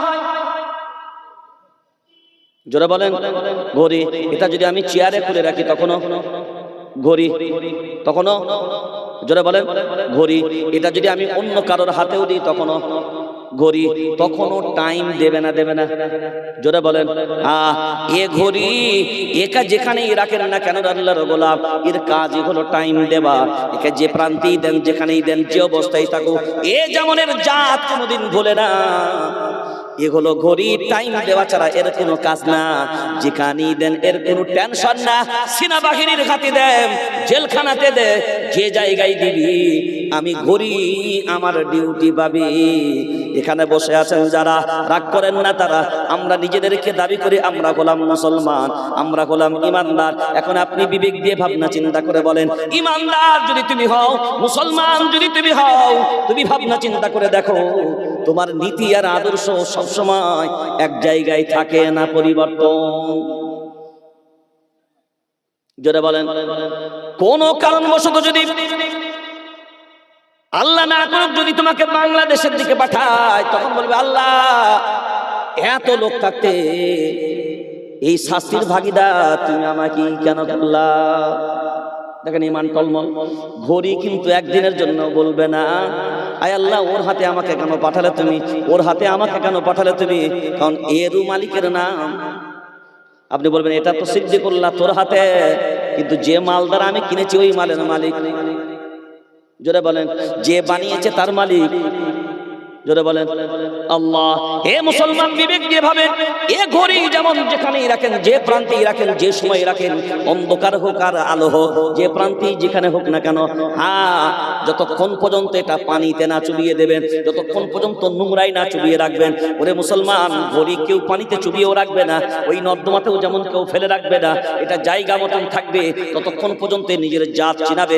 আমরা মুসলমান যদি আমাদের জায়গায় দাঁড়িয়ে থাকি, মনে রেখে দেবেন আল্লাহর আল্লাহর গোলাম, এই ঘড়ি যদি রাস্তায় পড়ে থাকে, এটা যদি চলে, এর যদি ডিউটি হয়, এর কিন্তু অদাম নয়। যেখানেই থাকুক না কেন এর দাম আপনি সব সময় পাবেন। আজ মুসলমান যদি মুসলমানের জায়গায় দাঁড়িয়ে থাকতে পারতো, ইমানওয়ালা যদি ইমানওয়ালার জায়গায় দাঁড়িয়ে থাকতে পারতো, দুনিয়ার জীবনে এদের জন্য টেনশন নেবার কোনো জায়গা ছিল না, এদের জন্য টেনশন নেবার দরকার হতো না। কারণ আল্লাহর কোরআনের ভিতরে কোনো কথা মিথ্যা দেওয়া, জোরে বলেন, যা আছে সব, যা আছে সব সত্য, এর ভিতরে কোনো ভেজাল ভেজাল নাই। এবার লক্ষ্য করে দেখেন, একটা নমুনা বুঝার জন্য আপনাকে সামনে বলছি। এই কিতাবটাও লেখার, জোরে বলেন, আল্লাহ। ওই যে আল্লাহ বললেন মায়ার নবী মদিনা বলার, ওই যে আয়াত আপনার সামনে বলছিলাম, ইয়া আইয়ুহাল্লাযীনা আমানু লা তারফাউ আসওয়াতাকুম ফাওকা সাওতিন নবিয়্যি ওয়া লা তাজহারু লাহু বিল কওল কাজাহরি বা'দিকুম লিবা'দিন আন তাহবাতা আ'মালুকুম ওয়া আনতুম লা তাশউরুন। ঈমানওয়ালাদেরকে লক্ষ্য করে আল্লাহ এই কোরআনুল কারীমকে যখন নাজিল করছেন, মনে রেখে দিবেন, যে সময় কোরআনুল কারীম নাজিল হয় ওই সময় কিন্তু আমাদের বসিরহাটের কোন লোক ছিল? আমরা কেউ ছিলাম? যে সময় কোরআনুল কারীম নাজিল করা হয় সেই সময় সামনে থাকতেন কারা? পৃথিবীর নাম্বার 1 মানুষ ছিল তারা, পৃথিবীর নাম্বার 1 মানুষ ছিল তারা। খায়রুল কুরুনি করনি সুম্মাল্লাযীনা ইয়ালুনাহুম সুম্মাল্লাযীনা ইয়ালুনাহুম। নবী বললেন, শুনে রেখে দাও, আমার যুগ হলো শ্রেষ্ঠ যুগ, অর্থাৎ সাহাবীদের যুগ হলো শ্রেষ্ঠ যুগ, আমার পরের যুগ তাবেঈদের যুগ হলো শ্রেষ্ঠ যুগ, তারপরের যুগ হলো শ্রেষ্ঠ যুগ, তবে তাবেঈদের যুগ হলো শ্রেষ্ঠ যুগ। আর আল্লাহ তার কোরআনুল কারীমের ভাষায় বলেন, ইন্নাল্লাযীনা সাবাকাত লাহুম মিনাল হুসনা উলাইকা আনহা মুবআদুন। খুব যদি ভাবনা চিন্তা করে দেখি, ওয়াসাবিকুনাল আউয়ালুনা মিনাল মুহাজিরিন ওয়াল আনসার ওয়াল্লাযীনা ইত্তাবাউহুম বিইহসানির রাদিয়াল্লাহু আনহুম ওয়া রাদু আন জান্নাতিন তাজরি তাহতাহাল আনহারু খালিদিন। একবারের জন্য ভাবনা চিন্তা নয়, হাজার হাজার বার বিবেক দিয়ে ভাবনা চিন্তা করা দরকার। ওয়াসাবিকুনাল আউয়ালুন মিনাল মুহাজিরিন ওয়াল আনসার, মুহাজির সাহাবী হোক আর আনসার সাহাবী হোক, আমি আল্লাহ উভয়ের প্রতি আমি আল্লাহ রাজি। রাদিয়াল্লাহু তাআলা আনহুম ওয়া রাদু আন, তারাও আমি আল্লাহ আমার প্রতি রাজি, আমিও আল্লাহ তাদের প্রতি রাজি। ওই জন্য আমি আল্লাহ জান্নাতের সৌভাগ্য তাদেরকে দিয়ে রেখেছি, কারণ এরাই হলো উলাইকা হিজবুল্লাহ, এরাই হলো উলাইকা হিজবুল্লাহ, আলা ইন্না হিজবাল্লাহ, এরাই হলো আল্লাহর দলের লোক। এই সাহাবায়ে কেরামরা মনে রাখবেন, মায়ার নবী মদিনা ওয়ালার সামনে যখন কোরআনুল কারীম নাজিল হতো, ওই জন্য যখন হাদিস যখন পড়ানো হয়, হাদিস পড়ানোর ক্ষেত্রে দেখবেন প্রথমেই যিনি হাদিস পড়ান তিনি বর্ণনা করেন এইভাবে, ক্বালা ক্বালা রাসূলুল্লাহ, ক্বালা ক্বালা রাসূলুল্লাহ, ক্বালা ক্বালা রাসূলুল্লাহ। দুইবার ক্বালা ব্যবহার করেন, একবার ক্বালা মায়ার নবী মদিনা ওয়ালা বলছেন, আর একবার শুনছেন যিনি তিনি বর্ণনা করেছেন ক্বালা সাহাবী।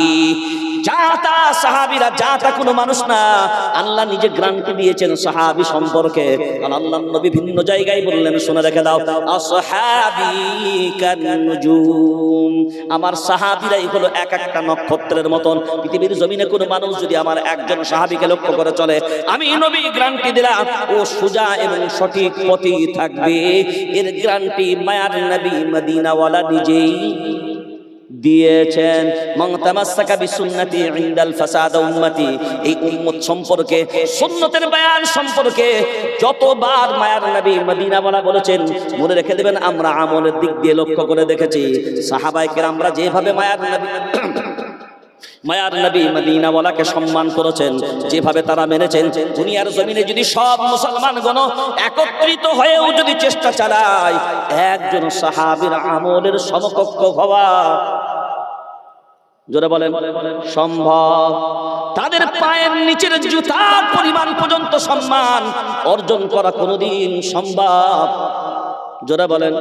কারণ তাদেরকে সারা দুনিয়ার সব রকমের বিলাসিতার বিনিময়ে মায়ার নবী মদিনা ওয়ালাকে একটা কটু বাক্য বলার জন্য যখন বেঈমান না বলেছে, সেই সমস্ত সাহাবীরা ছিল, তারা আমার জীবনে এক বিন্দু রক্ত থাকবে, আমার রাসূলকে কেউ গালি দেবে, আমি সাহাবী বরদাস্ত করতে পারবো।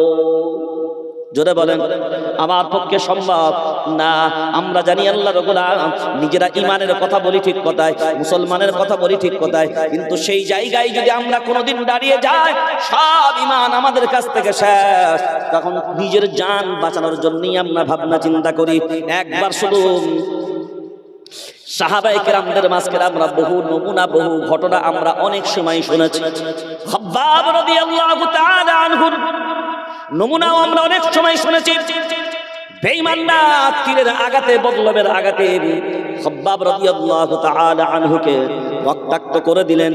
হাতগুলো তখন বাঁধা, দড়ি দিয়ে পাওগুলো বাঁধা। এইভাবে যখন তীর নিক্ষেপ করতে করতে খাব্বাব রাদিয়াল্লাহু তাআলা আনহু যখন মাটিতে পড়ে গেলেন, এত রক্ত খনন হয়েছে, আর খাব্বাব রাদিয়াল্লাহু তাআলা আনহুর বাক শক্তি এবার আস্তে আস্তে ক্ষীণ হয়ে যায়, রক্ত এত বেশি বার হয়। এখন ওই জায়গায় যখন খাব্বাব রাদিয়াল্লাহু তাআলা আনহু যখন পড়ে গেছেন নিচে এই মাটিতে, জমিনে, হাতগুলো বাঁধা, হাত দিয়ে নড়াচড়া করার মতন ক্ষমতা নাই, পাগুলো বাঁধা, পা নড়াচড়া করার মতন ক্ষমতা নাই, উঠে দাঁড়ানোর মতন শক্তি নাই।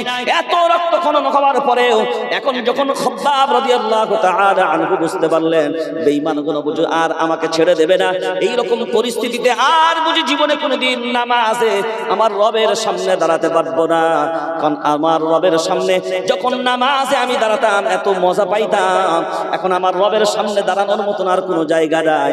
আমি যখন শুয়ে পড়েছি, খাব্বাব রাদিয়াল্লাহু তাআলা আনহু বলেন, তার বুকটা যেহেতু সেই সময় কিবলার দিকে ঘুরেছিল, তখন আল্লাহকে বলেন, আল্লাহ, আমার বুক এই অবস্থায় পড়ে আছে, আমার নড়ার মতন ক্ষমতা নাই, আমার ওঠারও মতন ক্ষমতা নাই। এখন আমার চেহারা তোমার কিবলার দিকে আছে, এই যে আমি চেহারাটাই কিবলার দিকে করলাম, আয় আল্লাহ, আমি নামাজের নিয়ত করছি, আমার মাথা এমনিই তো মাটিতে থেকে আছে, এটাই আমার জীবনের শেষ সাজদা হিসাবে তুমি কবুল করে নিও। এই ভাবনা যখন খাব্বাব রাদিয়াল্লাহু তাআলা আনহু ব্যক্ত করেছেন, আল্লাহর গোলাম বেঈমানগুলো এইটাও পর্যন্ত হজম করতে পারেনি। বেঈমানগুলো ওই অবস্থায় খাব্বাব রাদিয়াল্লাহু তাআলা আনহুর চেহারার উপরে এত জোরে তীর নিক্ষেপ করেছে, খাব্বাব রাদিয়াল্লাহু তাআলা আনহুর চেহারাটা কিবলার দিক থেকে অন্যদিকে, ভিন্ন দিকে, যখন পূর্ব দিকে ঘুরে গেল, এখন যেমনি পূর্ব দিকে ঘুরে গেল, খাব্বাব রাদিয়াল্লাহু তাআলা আনহুর মনে বড় কষ্ট। আমি আমার জীবনের অন্তিম সময় শুয়েছিলাম ঠিক কথায়, এই অবস্থায় আমার জীবনের অন্তিম সাজদা আমি করার ভাবনা চিন্তা নিলাম, কিন্তু আমার সে আশাটাও পূরণ হলো না।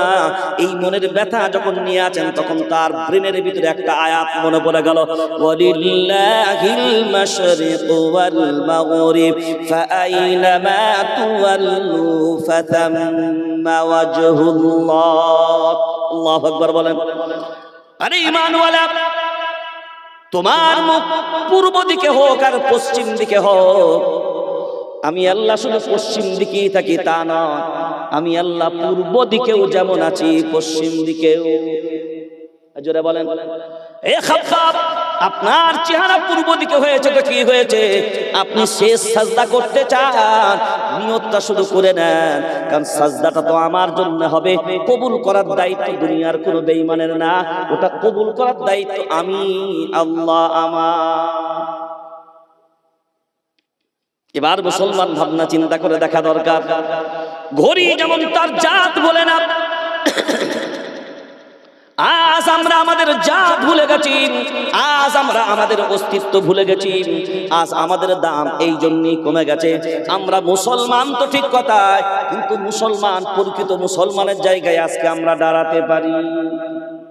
জোরে বলেন না। তার একটা ছোট্ট নমুনা আপনার সামনে আপনাকে বোঝা লাগবে। খুব যদি লক্ষ্য করে দেখি, আজ আমরা আমাদের মর্যাদা সম্মান এই জন্যই বুঝতে পারি না, রাখতে পারি না, আর পৃথিবীর মানুষদের আমাদের সম্মান মর্যাদা কেউ দেয় না। আর একটা কারণ হলো, আমরা যাকে সম্মান করার তাকে সম্মান আমরাই নিজেরা করতে। জোরে বলেন। যে ধর্মের প্রতি আমাদের যে শ্রদ্ধা হবার কথা, সেই শ্রদ্ধা আমাদের মাঝখানে নাই। যে নবীকে যে মোহাব্বত হবার কথা, সেই মোহাব্বত আমাদের মাঝখানে নাই। যে কিতাবকে আমাদের যেমন মোহাব্বত করা, সেই মোহাব্বত আমাদের দিলের ভিতরে, জোরে বলেন, নাই। মনে রাখবেন, যে আলিমদের প্রতি আমাদের যে শ্রদ্ধা সম্মান করার কথা, সেটাও আমাদের মাঝখানে নাই। কুরআনওয়ালাদের প্রতি যে শ্রদ্ধা সম্মান হওয়ার কথা, সেই শ্রদ্ধা সম্মান আমাদের মাঝখানে নাই। আর আল্লাহ বলেন, শুনে রেখে দাও, তোমরা যখন সব মর্যাদা হারিয়ে ফেলবে, তখন তোমাদের বেইজ্জতি থেকে কেউ তোমাদেরকে ঠেকাতে পারবে? জোরে বলেন না।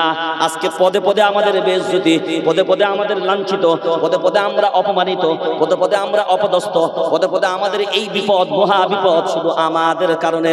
কারণ মনে রেখে দেওয়া দরকার, যা কিছু হয়, ওয়ামা আসাবাকুম মিন মুসিবাতিন ফাবিমা কাসাবাত আইদিকুম ওয়া ইয়াফু আন কাসীর। আল্লাহু আকবার বলেন। 25 নম্বর পারা 5 নম্বর সাফার ভিতর আল্লাহ ক্লিয়ার করে বলে দিয়েছেন, শুনে রেখে দাও, যা কিছু মুসিবত, যা কিছু বিপদ তোমাদের উপরে আসে, এই সব মুসিবত গুলো তোমাদের নিজেদের দুই হাতে কামাই করা। তাও আমি আল্লাহ আমার দয়ায়, আমার করুণায় বহু মুসিবত আমি আল্লাহ মাফ করে দিই, বহু গুনাহ তোমাদের মাফ করে দিই। যদি আমি আল্লাহ ক্ষমা না করতাম, দুনিয়ার জমিনে তোমরা নিঃশ্বাস ফেরার সময় পেতে না। এটা হলো আল্লাহর ক্রিয়া। মনে রাখবেন, এই সায়াদের সমস্যা এটা আল্লাহর পক্ষ থেকে ছাড়া অন্য কোনো জায়গায় নয়। এরা ছিল সমস্যা, এটা সব আল্লাহর পক্ষ থেকে। সিএএ অ্যাক্টের সমস্যা, নাগরিকত্বের সমস্যা, সব চ্যালেঞ্জের মোকাবেলায়। কারণ আপনি যখন আল্লাহকে ভুলে গেছেন, আপনি যখন আল্লাহকে ভুলে যাবেন, আল্লাহ আপনাকে ভুলে যাবেন। কারণ মনে রেখে দেওয়া দরকার, ফানসাহুম যিকরাল্লাহ নাসুল্লাহ ফানাসিয়াহু, নাসুল্লাহ ফানাসিয়াহু। সূরা তাওবা 10 নম্বর পারা 16 নম্বর সাফার ভিতরে আল্লাহ বলেন, নাসুল্লাহ ফানাসিয়াহু, তোমরা যদি আমাকে ভুলে যাও, আমিও আল্লাহ তোমাদেরকে, জোরে বলেন, ভুলে যাব। আমরা আল্লাহকে মনে রাখতে পারি নাই, আমরা আল্লাহকে মনে রাখি না। আল্লাহ বলে, তোরা যখন আমি আল্লাহ আমাকে ভুলে যাবি, আমিও আল্লাহ তোদেরকে ভুলে যাব। মনে রেখে দেওয়া দরকার, যারা আমি আল্লাহ আমাকে ভুলে নাই, আমিও আল্লাহ তাদেরকে ভুলি নাই। যদি বলেন নমুনা প্রমাণ নাও, সবাই জানি নমরুদের জামানায়, নমরুদের দৌর আমরা পেয়েছি। সেই সময়ও আমাদের সংখ্যা কিন্তু সংখ্যা গুরু ছিল না। নমরুদের জামানাতেও আমাদের সংখ্যা ছিল সংখ্যা লঘু। ফিরাউনের জামানাতেও আমরা সংখ্যা গুরু ছিলাম না, ওই জামানাতেও ছিলাম সংখ্যা লঘু। বদরের প্রান্তেও সংখ্যা গুরু ছিলাম না, ওই সময়তেও ছিলাম সংখ্যা লঘু। উহুদের প্রান্তরেও ছিলাম সংখ্যালঘু, খন্দকের প্রান্তরেও সংখ্যালঘু, মোতার প্রান্তরেও সংখ্যালঘু। মনে রেখে দেওয়া দরকার, ফিরাউনের সময়তেও সংখ্যালঘু, কিন্তু পরাজয় আমরা বরণ করিনি, আমরাই বিজয় লাভ করেছি। নমরুদের সময়তেও আমরা ছিলাম সংখ্যালঘু, পরাজয় বরণ করিনি, আমরাই বিজয় লাভ করেছি। বদরের প্রান্তরেও আমরা সংখ্যালঘু, পরাজয় বরণ করিনি, আমরাই বিজয় লাভ করেছি। উহুদের প্রান্তরেও আমরা সংখ্যালঘু, পরাজয় বরণ করিনি, আমরাই বিজয় লাভ করেছি। খন্দকের প্রান্তরেও আমরা সংখ্যালঘু, পরাজয় বরণ করিনি, আমরাই বিজয় লাভ করেছি। মুতার প্রান্তরেও আমরা সংখ্যালঘু, পরাজয় বরণ করিনি, আমরাই বিজয় লাভ করেছি। মনে রেখে দেওয়া দরকার, বদরের প্রান্তরে 313 জন সাহাবী, তাদের মাঝখানেও ছিল এই কিতাব, তাদের কাছেও ছিল যে আল্লাহ, আমাদের কাছেও আছেন। জোরে বলেন, সেই আল্লাহ। তাদের সময়তেও যে আল্লাহ ছিলেন, এখন সেই আল্লাহ আছে না পাল্টে গেছে? ও সেই আল্লাহ আছে। তখন মনে একটু ইয়ং মতন, যুবক মতন ছিল, আর এখন বুঝি একটু বয়স টয়স হয়েছে নাকি? নাউজুবিল্লাহ। এরকম কি কারো ভাবনা চিন্তা আছে? হ্যাঁ, আমাদের যুবকরা মনে করছে হয়তো আল্লাহ, তখন মনে একটা আল্লাহর শক্তি একরকম ছিল, এখন মনে একটু পাল্টে গেছে। তখনও যেমন ছিলেন, এখনো তেমন আছে। কারণ আল্লাহ একটা কথা স্পষ্ট করে দিয়েছে, আল্লাহ ধরে না, ধরে না, কিন্তু আল্লাহ যখন ধরে তখন সহজে ছাড়ে না। ফামাগিলিল কাফিরিনা আমহিলহুম রুওয়াইদা, আল্লাহ সঙ্গে সঙ্গে অ্যাকশন নেয় না। যা করবি কর, ঠোঁট আল্লাহ সেলাই করে দেবে না, হাত আল্লাহ বেঁধে দেবে না। কিন্তু মনে রেখে দাও, যখন ধরবো ইন্না বাতশা রাব্বিকা লাশাদীদ। তখন কিন্তু মনে রেখে দাও, আমার ধরনটা এত মজবুত হবে, এটা হাত থেকে ছাড়িয়ে নেবার ক্ষমতা কারো, জোরে বলেন কারো নাই, আর কারোর হবে না। কিন্তু মজার জিনিস হলো এই জায়গায় 313 জন ছিল, 1000 জালিমের বিরুদ্ধে মোকাবেলা করে বিজয়। এখন বুঝার বিষয়টা হলো এই জায়গায়, যে আল্লাহকে আমরা পেয়েছি, যে আল্লাহকে আমরা মানি, যে আল্লাহকে আমরা জানি, তিনি নাম্বার 1 না ভেজাল? তাড়াতাড়ি বলেন, সবাই একসাথে বলেন নাম্বার, জোরে বলেন নাম্বার, সবাই বলেন নাম্বার 1। যে নবী আমরা পেয়েছি নাম্বার 1 না ভেজাল? জোরে বলেন। যে কিতাব আমরা পেয়েছি নাম্বার 1 না ভেজাল? নাম্বার 1। যে বাইতুল্লাহ আমরা পেয়েছি নাম্বার 1 না ভেজাল? নাম্বার 1। যে ধর্ম আমরা পেয়েছি নাম্বার 1 না ভেজাল? সবাই বলেন না নাম্বার 1। যে জাতি আমরা হয়েছি নাম্বার 1 না ভেজাল? যে উম্মত আমরা হয়েছি নাম্বার 1 না ভেজাল? সবাই জোরে বলেন নাম্বার 1।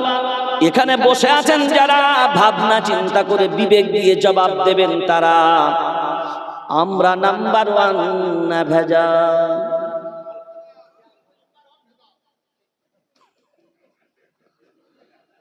মানে ভেজালে পিএইচডি করেছে নাকি? মানে ভেজালে পিএইচডি। এবার বলেন, আল্লাহ পেলাম নাম্বার 1, নবী পেলাম নাম্বার 1, কিতাব পেলাম নাম্বার 1, ধর্ম পেলাম নাম্বার 1, জাতি হলাম নাম্বার 1, উম্মত হলাম নাম্বার 1, কালিমা পেলাম নাম্বার 1, বাইতুল্লাহ পেলাম নাম্বার 1। এখন পেল যারা, তারাই শুধু হতে পারলো না নাম্বার 1, তারাই হলো শুধু, জোরে বলেন ভেজাল। এখন আপনি মূল্যায়ন করে এবার ভাবনা চিন্তা করে দেখেন, আল্লাহর গোলাম 313 জন ছিলেন যারা সব পেয়েছিলেন নাম্বার 1, তারা পেয়েছিলেন যারা, তারাও ছিলেন নাম্বার 1 তারা। ওই জন্যই আল্লাহ তাদের জন্য বলেছিলেন, ফালাম তাকতুলুহুম ওয়ালাকিন্নাল্লাহা কাতালাহুম ওয়ামা রামাইতা ইয রামাইতা ওয়ালাকিন্নাল্লাহা রামা। আল্লাহু আকবার বলেন। বদরের যুদ্ধে তীরগুলো তোমরা চালিয়েছিলে ঠিক কথা, কিন্তু এই তীরগুলো জালিমদের কলিজার ভিতরে ঢুকিয়ে দেবার দায়িত্ব তোমরা পালন করনি, আমি আল্লাহ আমার কুদরত পালন করেছে। ফালাম তাকতুলুহুম ওয়ালাকিন্নাল্লাহা কাতালাহুম, জালিমদেরকে তোমরা হত্যা করনি, আমি আল্লাহ আমি হত্যা করেছি। আল্লাহু আকবার। যালিকুম ওয়া আন্নাল্লাহা মুহিনু কাইদিল কাফিরিন। মনে রেখে দাও, বেঈমান জালিমরা যত রকমের চক্রান্তে তৈরি করুক না কেন, যত রকমের প্ল্যান করুক না কেন, যত রকমের কুচক্রান্ত করুক না কেন, আমি আল্লাহ বেঈমানদের সব চক্রান্তগুলোকে আমি আল্লাহ ব্যর্থ করে দিই। কাদের জন্য? ভেজালদের জন্য। ভেজালদের জন্য না নাম্বার 1দের জন্য? জোরে বলেন নাম্বার 1দের জন্য। ওই জন্য 313 জন নাম্বার 1। পৃথিবীতে পরাজিত সব বেঈমান। আর ভারতবর্ষে 40 কোটির উপরে দাবি করে মুসলমান। বাবরি ঠেকাতে গিয়ে সব বেসামাল। আর এখন এসআইআর এর নাম তুলতে কি বেসামাল। কারণ এখন আর বুক ফুলিয়ে বলতে পারে না, এখন বুক ফুলিয়ে বলার মতন জায়গা ওই জায়গায় নাই। আমাদের দেশ, আমাদের দেশ, এই দেশের আমরা নাগরিক, রক্ত দিয়েছি, শ্রম দিয়েছি, বিবেক দিয়েছি, বুদ্ধি দিয়েছি, অর্থ দিয়েছি, বলার মতন ক্ষমতা এই জন্যই নাই। কারণ আজ ভারতবর্ষের মুসলমান 40 কোটির উপরে থাকলে কি হবে? এক প্ল্যাটফর্মে কোনো বান্দা, জোরে বলেন, আছে নাই? কারণ সব নিজের নিজের জায়গায় আপন আপন হিরো। কি সব নিজের নিজের জায়গায়। আপন আপন হিরো। অথচ আল্লাহর নবী বলেছেন মান তাওয়াদা লিল্লাহি রাফাআহুল্লাহ, যে আল্লাহর জন্য নত হয় আল্লাহ তার সম্মান বাড়িয়ে দেয়। আজকে নত তো দূরের কথা, চেয়ার ছাড়তে কেউ রাজি কি গো? রাজি নাই। ওই জন্য 40 কোটির উপরে মুসলমান ভারতবর্ষে বাস করলে কি হবে? বাবরি ঠেকানোর মতন কোনো ক্ষমতা নাই, জ্ঞানব্যাপী ঠেকানোর মতন ক্ষমতা নাই, মথুরার মতো মসজিদ ঠেকানোর মতন ক্ষমতা নাই, মসজিদের ইমামদের গ্রেপ্তার হবে ঠেকানোর মতন ক্ষমতা নাই, মসজিদের মুয়াজ্জিনদের আজান দেওয়া বন্ধ হবে ঠেকানোর মতন ক্ষমতা নাই, মসজিদের মাইকের আজান বন্ধ হয়ে যাবে ঠেকানোর মতন ক্ষমতা নাই। কারণটা হলো একটা জায়গায় আমরা 40 কোটির উপরে মুসলমান থাকলে কি হবে? সব পেয়েছি নাম্বার 1, কিন্তু আমরাই শুধু জোরে বলেন, জোরে বলেন, ভেজাল আর ভেজাল। তার কারণটা কোথায়? আল্লাহ বলছে সূরার নাম সূরা আনফাল। আমার বাপের কথা বলছি না, সূরার নাম সূরা আনফাল, 10 নম্বর পারা, 2 নম্বর সাফা। আমার ব্যক্তিগত মনে হয় এই আয়াতটা পৃথিবীর সব মসজিদের দেওয়ালের সামনে লাগানো দরকার। এই আয়াতটা পৃথিবীর সব মুসলমানদের পাড়ায় পাড়ায় থাকা দরকার। মুসলমানদের নজরে এই আয়াতটা সব সময় ভাবা দরকার, সব সময় আসা দরকার। ওয়ালা তানাযাউ ফাতাফশালু ওয়া তাযহাবা রিহুকুম ওয়াসবিরু। আয়াতটা কার? আমার বললাম না আল্লাহ? জোরে বলেন। এই আয়াতটা বুঝানোর আগে একটা আয়াত ছেড়ে আসছি, আপনারা হয়তো ভুলে গেছেন। তানজিলুম মির রাব্বিল, মনে আছে? আর একটা আয়াত রেখে এসেছিলাম, মনে আছে? ইয়া আইয়ুহাল্লাযীনা আমানু লা তারফাউ। আগে ওইটা বুঝে আসেন, তাহলে এটা আপনার জন্য আরো বোঝা সহজ হবে। এবার আসেন, ওই সাহাবা কিরামদের সামনেই কিন্তু কুরআনুল কারীম নাযিল হতো। আল্লাহ বলেন ইয়া আইয়ুহাল্লাযীনা আমানু লা তারফাউ আসওয়াতাকুম ফাওকা সাওতিন নবী। আমার রাসূলের আওয়াজের থেকে যদি, আমার রাসূলের আওয়াজের থেকে যদি, হে ঈমানদার, তোমাদের আওয়াজ উচ্চ হয়, আমি আল্লাহ ডিক্লেয়ার করছি তোমাদের আমলগুলো আমি আল্লাহ বরবাদ করে দিই। মানে আমার রাসূলের আওয়াজের থেকে আওয়াজ যদি বুলন্দ হয়, তাদের আমলগুলো কি হবে?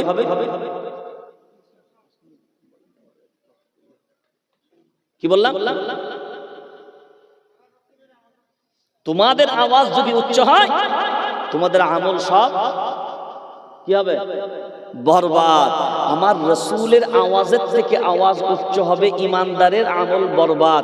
তারপরেও এত সম্মান করার পরেও কোরআনের ব্যাপারে কিন্তু আল্লাহ কোনো কম্প্রোমাইজ করেনি। আল্লাহ বলছে ওয়ালাউ তাকাব্বালা আলাইনা বা'দাল আকাবিল। যদি আমার কোরআনের ভিতরে কোনো সংযোজন বিয়োজন হতো, আমার কোরআনুল কারীমের ভিতরে যদি কোনো কথা বাড়তি ঢুকানো হতো, কমিয়ে দেওয়া হতো, আর এটা যদি আমার রাসূল করতেন, আমি আল্লাহ বলছি লা আখাযনা মিনহু বিল ইয়ামিন, আমি তার ডান হাতকে চেপে ধরতাম। কার? আমার রাসূলের ডান হাতকে চেপে ধরতাম।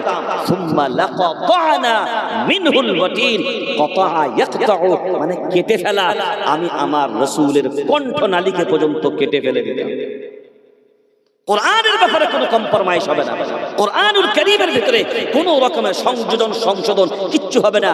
একটাই যা আছে অরিজিনাল, এর ভিতরে কোনো ভেজালের সুযোগ নাই। আর আমাদের অবহেলা এই অরিজিনালটাতেই বেশি। কারণ আমি শুধু কোরআনুল কারীমের নামটা নিয়ে আপনার তাফসীর করছিলাম, এখন আপনি ওইটাই ভাবেন।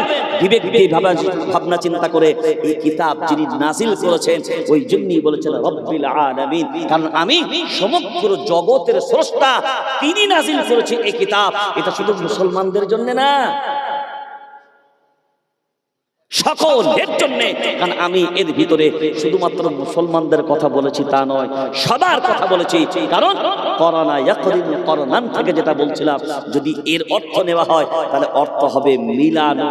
আর মিলানো মানে আল্লাহ সব কিছুই মিলিয়ে রেখেছে। জান্নাতের কথা যেমন বলেছে, জাহান্নামের কথা বলেছে। জান্নাতে কে যাবে এ কথাও যেমন বলেছে, জাহান্নামে কে যাবে এ কথাও বলেছে। বেঈমান কোনটা হবে, ঈমানদার কোনটা হবে, আল্লাহ উভয়টাই বর্ণনা করেছে। আমরা যদি এগুলোকে মূল্যায়ন করি, আমরা যদি মূল্যায়ন করতে পারি, মনে রেখে দিবেন একটা কথা, আমি তো শুধু কোরআনুল কারীমের একটা নাম নিয়ে আপনার সামনে আলোচনা করলাম, 2 ঘন্টা শেষ।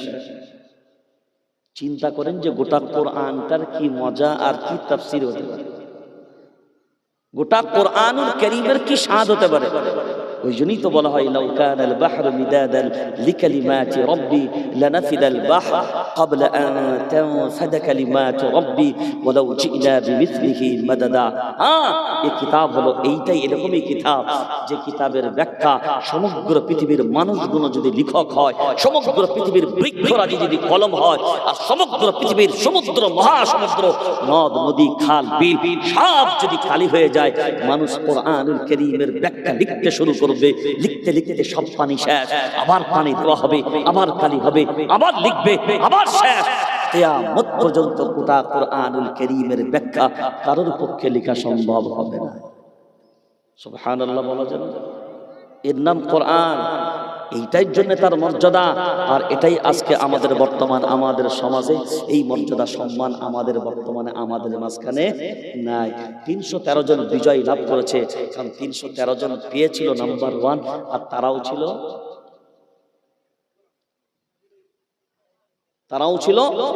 নাম্বার 1। আমরা সবকিছু নাম্বার 1 পেয়েছি, কিন্তু আমরা পেয়েছি সবকিছু নাম্বার 1, কিন্তু আমরা হয়েছি ভেজাল। পার্থক্য শুধু এই জায়গায়, এই ভেজালটা যদি অরিজিনালে কনভার্ট হয়ে যায়, আবার তখনও যেভাবে বিজয় লাভ করেছি এখনো সেইভাবে বিজয় অনিবার্য। কারণ মনে রেখে দিবেন, ভারতবর্ষের জমিনে ব্রিটিশ সাম্রাজ্যবাদীদেরকে তাড়িয়েছিল যারা, টুপিওয়ালা দাড়িওয়ালারা, তারাও কিন্তু ছিল ওই রকম ভেজাল টাইপের মানুষ না, তারাও ছিল নাম্বার 1 টাইপের মানুষ। কারণ তারা নাম্বার 1দেরকে অনুসরণ করেছে, আল্লাহ তাদের হাত দিয়ে বিজয় লাভ করিয়েছিল। আজকে আমরা পরাজয়, আমাদের কারণে আমরা পরাজয়, কারণ আমরা আমাদের ভিতরেই বিভাজন। এই জায়গাটা যদি আমরা মনে রাখতে পারি, এই বিভাজনের কারণেই আজকে আমরা দুর্বল। আল্লাহর কোরআন ওই কথাটাই বলেছে, ওয়ালা তানাজাউ, তোমরা খুঁটিনাটি বিষয়ে নিজেদের ভিতরে মতপার্থক্য করো না, ফাতাফশালু, তোমরা সাহস হারিয়ে ফেলবে, ওয়াতাযহাবা রিহুকুম, তোমরা দুর্বল হয়ে পড়বে। দেখেন, খুঁটিনাটি বিষয়ই আমাদের ঝামেলা, যার কারণে আমরা সাহস হারিয়ে ফেলেছি, আমরা দুর্বল হয়ে গেছি, সবলের জায়গায় আমরা দাঁড়াতে পারি না। কারণ আল্লাহর কোরআন বলেছে দাঁড়াতে পারবি না, কারণ তুই দুর্বল হবি তোদের কারণে। কারণ আমরাই আজকে আমরা খণ্ড বিখণ্ড, কেউ বলছে তাবলীগ, কেউ বলে ফুরফুরা, কেউ বললে দেওবন্দি, কেউ তো বলে বেরেলি, কেউ বলছে হানফি, কেউ বলছে শাফি, কেউ বলছে মালিকি, কেউ বলছে হাম্বলি, কেউ বলছে কাদরিয়া, কেউ বলছে চিশতিয়া, কেউ বলছে নকশবন্দিয়া, কেউ বলছে মুজাদ্দিদিয়া, কেউ বলে মুতাজিলা, কেউ বলছে খাওয়ারিজ, কেউ বলছে নজ্জারিয়া, কেউ বলছে জাবারিয়া, কেউ বলছে মুশাব্বিয়া, কেউ বলছে নাজিয়া, কেউ বলছে জামাত ইসলাম, কেউ বলছে আহলে হাদিস, কেউ বলছে আজানগাছি, কেউ বলছে পিয়ারডাঙ্গা, কেউ বলছে চরমোনাই, কেউ বলছে সরসোনাই, কেউ বলছে পিলা পাগড়ি, কেউ বলে লাল পাগড়ি, কেউ বলে এ জামাত, কেউ বলে সে জামাত, কেউ বলে এ দল, কেউ বলে সে দল। আরে অরিজিনাল তুই আসলে কি সেটা তো বল। কেউ মুসলমান নয়, শুধু দলের নাম, শুধু জামাতের নাম। অথচ আল্লাহর কোরআন বলছে ওয়ালা তামুতুন্না ইল্লা ওয়া আনতুম, জোরে বলেন, মুসলিমুন, মুসলমান না হয়ে মরো না। আজকে আমরা সেটাই ছেড়ে দিয়েছি। সবাই বলছে দল নিয়ে পড়ে থাকো, মুসলমান হওয়া যাবে না। আরে তুমি যদি মুসলমান হও, তোমাকে দলের দরকার হবে না, তুমি তো অটোমেটিকলি আমার আল্লাহর জামাতে আছো, আমার রসুলের জামাতে আছো। আজ বড় আফসোস আমাদের কাছে এই জায়গাটায়, যে আমরা যদি এক হতে পারতাম, বিভাজন না থাকতো, ইনশাআল্লাহ এই ভারতবর্ষের মানচিত্রে দাঁড়িয়েও আমরা দায়িত্বহীন কণ্ঠে বলছি, কোন জালিমের শক্তি ছিল না মুসলমানদের নিয়ে টন্টিট্রি মারবে, মুসলমানদেরকে নিয়ে ছিনিমিনি খেলবে। আমরাই আমাদের শক্তির কাছে পরাজিত হয়েছি, আমরাই নিজেদের দুর্বলতা তৈরি করেছি, যার কারণে এ জালিম আজকে আমাদের উপর শক্তিশালী। কিন্তু মনে রেখে দিবেন, 313 জন বিশ্বের জালিমদের কাছে শক্তিশালী ছিল, আমরা 40 কোটির উপরে থাকার পরেও আমরা শক্তিশালী হতে পারিনি। শুধু আমরা বিভক্ত হওয়ার কারণে আমরা দুর্বল। আর এটাই তো আল্লাহ বলেছেন, তোরা বিভক্তি হবে, তোরা দুর্বল হবে, আর দুর্বল যখন হবি, পরাজিত তখন হবি। আজকে সে জায়গাতেই দাঁড়িয়ে আছে। বাস এতটুকু মনে রাখবো, হাম ও এটা নেহি, हम वो ईटा नहीं जो दीवारों से टूट जाए, हम तो वो पत्थर है जो पहाड़ों से भी टकरा जाए, फिर भी कोई पहाड़ नहीं जो हमें तोड़ सके। हिंदुस्तान तो क्या दुनिया में भी किसी माई का लाल नहीं जो मुसलमान को दुनिया से मिटा सके। बस আমরা যদি মুসলমান হতে পারি, নিশ্চিত আমরা আমাদের জায়গায় অবিচল থাকতে পারলে পৃথিবীর কোনো শক্তি আমাদের পশম বাঁকা করতে পারবে না। এটার উপর আমরা আকীদা বিশ্বাস রাখি। আসুন কোরআনুল কারীমকে মজবুতির সাথে ধরি। আসুন এই কোরআনের আরবি ভাষাকে সামনে রেখে এত দূর পর্যন্ত গড়ালাম। আসুন এই ভাষাকে আমরা শিখি, এই মর্যাদাকে আমরা করি, কোরআন ওয়ালাদের সম্মান মর্যাদা আমরা দিই। আলহামদুলিল্লাহ, এটা দস্তরবন্দি জলসা। মনে রেখে দেবেন একটা কথা, আগে কিন্তু কোরআন এরকম পুস্তিকা আকারে ছিল না। প্রথম যুগে এরকম কিতাব ছিল না, পাথরে লেখা থাকতো কোরআন, পাতায় লেখা থাকতো, চামড়ায় লেখা থাকতো, তখন সেটাই ছিল কোরআন। এখন কাগজে লিপিবদ্ধ, এখন এটাই হলো কোরআন। কিন্তু যে দুটো ছাত্র দস্তরবন্দি যাদের হবে তাদের সিনাতেও লেখা আছে, আরে জোরে বলেন না, তাহলে এরা হলো জ্যান্ত কোরআন। পুস্তিকা আকারে এটা হলো কোরআন, আর চলমান জ্যান্ত আকারে সেটা হলো, জোরে বলেন, কোরআন। আমরা এটাকে চুমু খাই, এটাকে বিনা ওযুতে ধরি, এটার সম্মান করি, এটাই লাথি মারি না, এটার বিরুদ্ধাচরণ করি না। কিন্তু মনে রেখে দিবেন, এরাই না মসজিদের ইমামতির জায়গায় দাঁড়ায়। কথা বলে না, এই কোরআন ওয়ালারাই না মসজিদের ইমাম হবে, কোরআন ওয়ালারাই না মাদ্রাসার শিক্ষক হবে। তখন মসজিদ থেকে পেছনে লাথি মেরে কারা তারায়? জোরে বলেন, জ্যান্ত কোরআনকে লাথি মেরে তারাই আমরা, আর কোরআনের আবার এদিকে পুস্তিকার সম্মান করছি আমরা। একদিকে চুমুকাই, একদিকে লাথি চালাই। মনে রেখে দিবেন, এগুলো জ্যান্ত কোরআন। ইমামদের পিছনে সোচ্চার হন যারা, ইমামদের বিরুদ্ধাচরণ করেন যারা, ইমামদেরকে মসজিদ থেকে বহিষ্কার করেন যারা, ইমামদেরকে কটুবাক্য বলেন যারা, আল্লাহর বিরুদ্ধে গেছেন তারা, নবীর বিরুদ্ধে গেছেন তারা। কারণ ইমাম যে জায়গায় ইমামতি করে ওই জায়গাটি আমার রসুল ইমামতি করেছে, ওই জায়গাটা আপনার পাওয়া জায়গা নয়, আমার রসুলের রেখে যাওয়া আমানত আমাদের জন্য দিয়েছে। মনে রেখে দেবো, আমরা ব্যবহারের সময়তেও এটা মনে রাখবো। সময়ের স্বল্পতার কারণে ওলামাদের কদর সম্পর্কে আপনাকে অত বেশি বুঝাতে পারলাম না। আমরা ছোট মাপের মানুষ, যতটুকু আল্লাহ বুঝালেন, আল্লাহ আমাদেরকে তৌফিক দান করুক। আল্লাহ তার উপরে আমল করার, আমরা মাদ্রাসার প্রতি যত্নবান হব। এই মাদ্রাসার প্রতিও যেন আমাদের নজর থাকে। সুখে দুঃখে যখন যেমন প্রয়োজন আসবে, এতদিন যাবৎ যেমন পাশে থেকেছি, আগামীতেও ইনশাআল্লাহ পাশে পাওয়া যাবে তো নাকি? থাকবো ইনশাআল্লাহ সবাই। আল্লাহ আমাদের সকলকে কবুল করুক। আল্লাহুম্মা আমিন। আর তাকবীর, নারে তাকবীর, নারে তাকবীর। মাওলানা সিদ্দিকুল্লাহ সাহেব, শেখ সিদ্দিকুল্লাহ সাহেব। আলহামদুলিল্লাহ, মাশাআল্লাহ। সন্ধ্যা থেকে নিয়ে বিভিন্ন বক্তাদের মুখ থেকে আমরা তাদের মুখশ্রিত বাণী কোরআন ও হাদিসের আলোকে আমরা শ্রবণ করছিলাম। একেবারেই মজমাটা ঝিমিয়ে কোনা গিয়েছিল। আল্লাহ শব্দ ধ্বনি দিয়ে একটু শয়তানকে ভাগিয়ে নেওয়া হলো। যাই হোক, হজরত আছেন, তার পরের বক্তা জনাব হজরত মৌলানা কারি কালিমুল্লাহ সিদ্দিকী সাহেব, তিনিও এসে গেছেন, তিনিও আছেন আমাদের সম্মুখে। এখন আমরা একটু বেশ কিছু টাইম সকলের কাছ থেকে চেয়ে নেব এবং দুজন শেখকে বসিয়ে রেখেও আমরা এসবগুলো করব।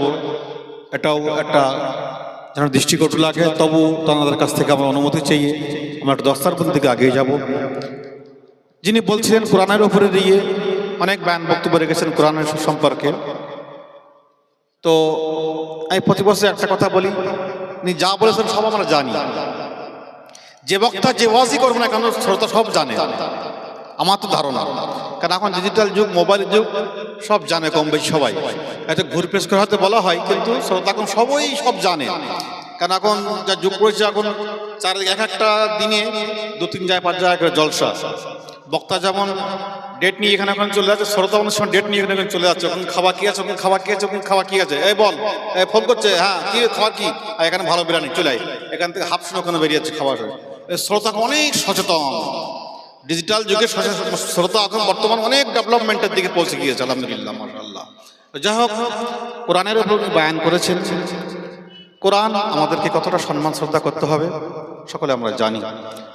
আপনাদের সারা বছরের মেহনতের মাথার ঘাম ঝরানো অর্থ, শ্রম, পয়সা, কেউ সময় দিয়েছেন, কেউ বুদ্ধি দিয়েছেন, কেউ টাকা দিয়েছেন, কেউ যেমনভাবে সহযোগিতা করেছেন, সাহায্যের হাত বাড়িয়েছেন। এই ছোট্ট প্রতিষ্ঠান গুটি গুটি পাকে এগিয়ে নিয়ে গুটি গুটি পায়ে চলে আজ আমাদের মাঝে বছর পূর্ণ করে আপনাদেরকে হাত ছানিয়ে দিয়ে ডেকে এটুকুই উপহার আপনাদেরকে হাতে তুলে দিতে চাই। দুজন বাচ্চা সিনাই, তারা কোরআন হিফজ মানে কমপ্লিট করেছে, মোকাম্মাল করেছে, এবং তাদের পেছনে তাদের যে শুধু শিক্ষকদের পরিশ্রম, অক্লান্ত মেহনত তা নয়, তাদের আব্বা আম্মাদের অক্লান্ত পরিশ্রম এবং আপনাদের পরিশ্রম, সকলেরই পরিশ্রম লুকিয়ে আছে। হয়তো বলবেন আমি কি পরিশ্রম করেছি?